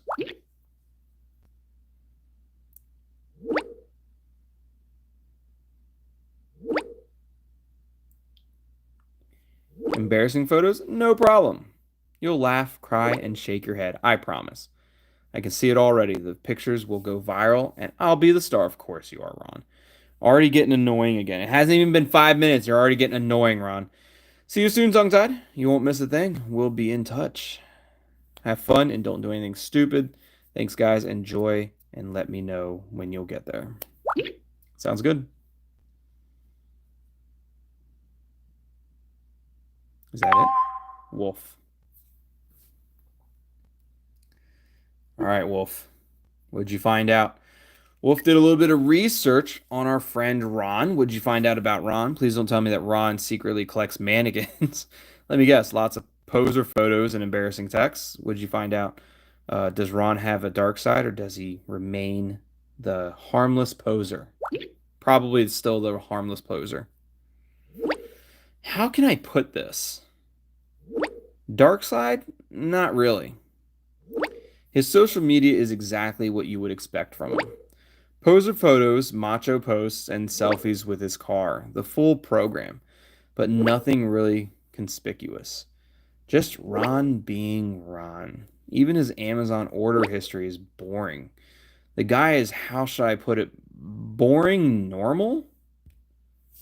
So no dark secrets or skeletons in a closet. I suspected it. The guy is more of a dazzler than a puppeteer. Boringly normal. That doesn't sound like Ron at all. It actually does sound like Ron. But yeah, I mean, he definitely doesn't seem like a puppeteer. Well, that's what I found out. No dubious dark web contacts and no conspicuous clues that could point in the direction of mannequins. No hidden abysses. No hidden abysses. Not even a wry look from his ex. His last relationship lasted over 2 years until she finally broke it off. She probably got sick of the she probably stuck around for the money, but then got sick of the actual Ron personality and was like, you know what? The money's not worth it. Ron was probably pretty devastated if you look at his Insta post. Sounds kind of familiar, doesn't it? You talking about me? Talking about me and Alex? Wolf? That's kind of rude, kind of mean. Straight into the wound, huh? But stop comparing me to Ron. Yeah, it's kind of mean, Wolf. Are you really thinking about Ron? Are we really thinking about Ron? It's hard to imagine that he has any feelings at all. But yeah, stop comparing me to Ron. I'm not Ron. Way better than Ron.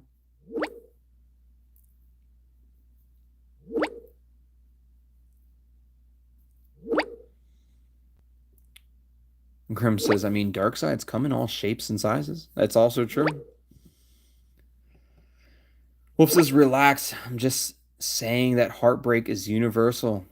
Whether you've been buried yourself in your apartment or Ron has drowned his tears in champagne, different methods, same pain. And besides, who, if not me, can tease you a little from time to time? Interestingly, Ron and his ex are still good friends, so nothing that would make me nervous there either. Salen, welcome to the stream. How is Salen? I know I'm probably getting it wrong, but how is the Salen? Jojo heading to sleep. Have a great night, Jojo. Thanks for hanging out. Have good sleeps. So, you think we can cross him off the list, but we should still keep an eye on him. Better safe than sorry, right? Okay, let's move Ron to the bottom of the suspect list. I think we can move Ron to the bottom of the list. He's annoying. He's creepy. He's a jerk, but probably not a suspect. Lyco says, I'm hanging on to my last blinks, but not asleep yet. Wolf says, exactly, right in front of Santa Claus and the Easter Bunny. If Ron is the culprit, then I'm the new frontman of the Sonic Rebels. So yes, let's push him to the end of the list and devote ourselves to the realistic candidates. Listen, Tongue-Tied, if fear contacts you again, just play dumb. Tell him you're completely lost and need his help. That might get him to finally reveal more. I'll just write to Fear that I have the IQ of a potato. Even if I beg him, he'll probably just spit out some puzzle garbage again.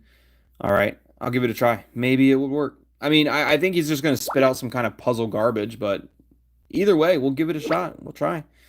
But yes, probably something like the shadows know the answers, but not the questions. Well then, let's see what else is to come.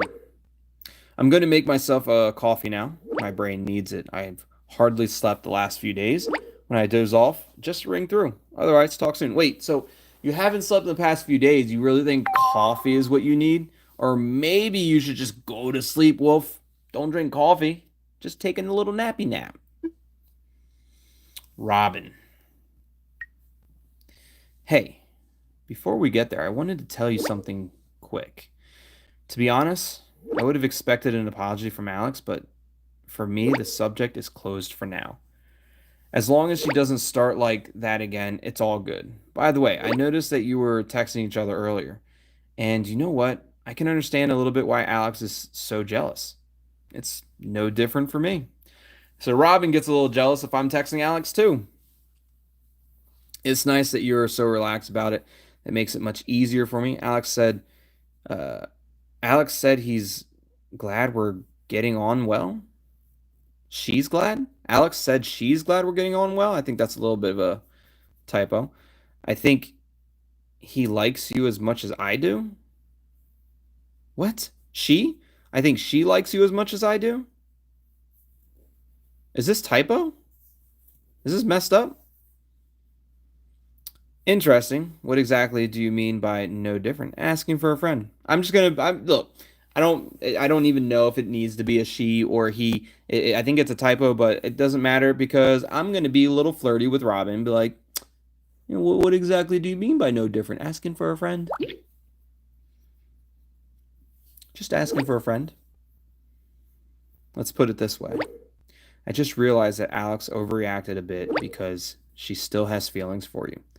And I can't even blame her because sometimes I don't feel any different myself. But hey, she started making fun of me. I just put up a fight.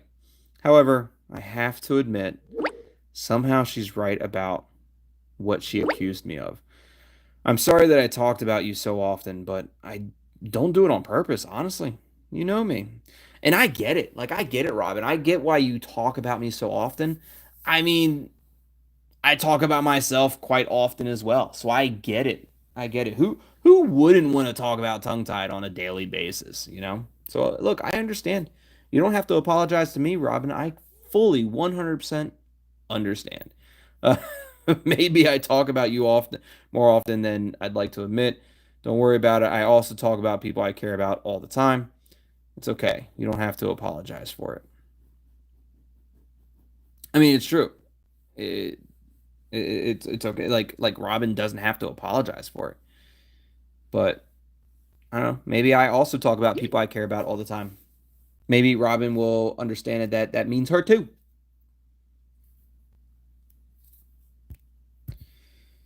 And you're at the top of the list. Winky face. It just shows that you care, and it's a nice thing, isn't it? No need to worry about that, Robin. Look, Robin's on the top of the list. Princess Fairy, welcome to the stream. How is the Princess Fairy today? Princess Fairy says, hey, I made it. Just got off work. So glad I made it. Yeah. Welcome to the stream. It's great to have you here. Happy to see you.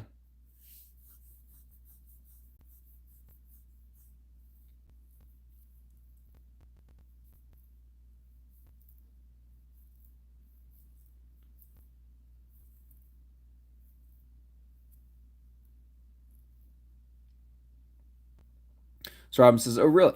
No, I'm curious. What do you say about me? Oh, let me tell you, Robin.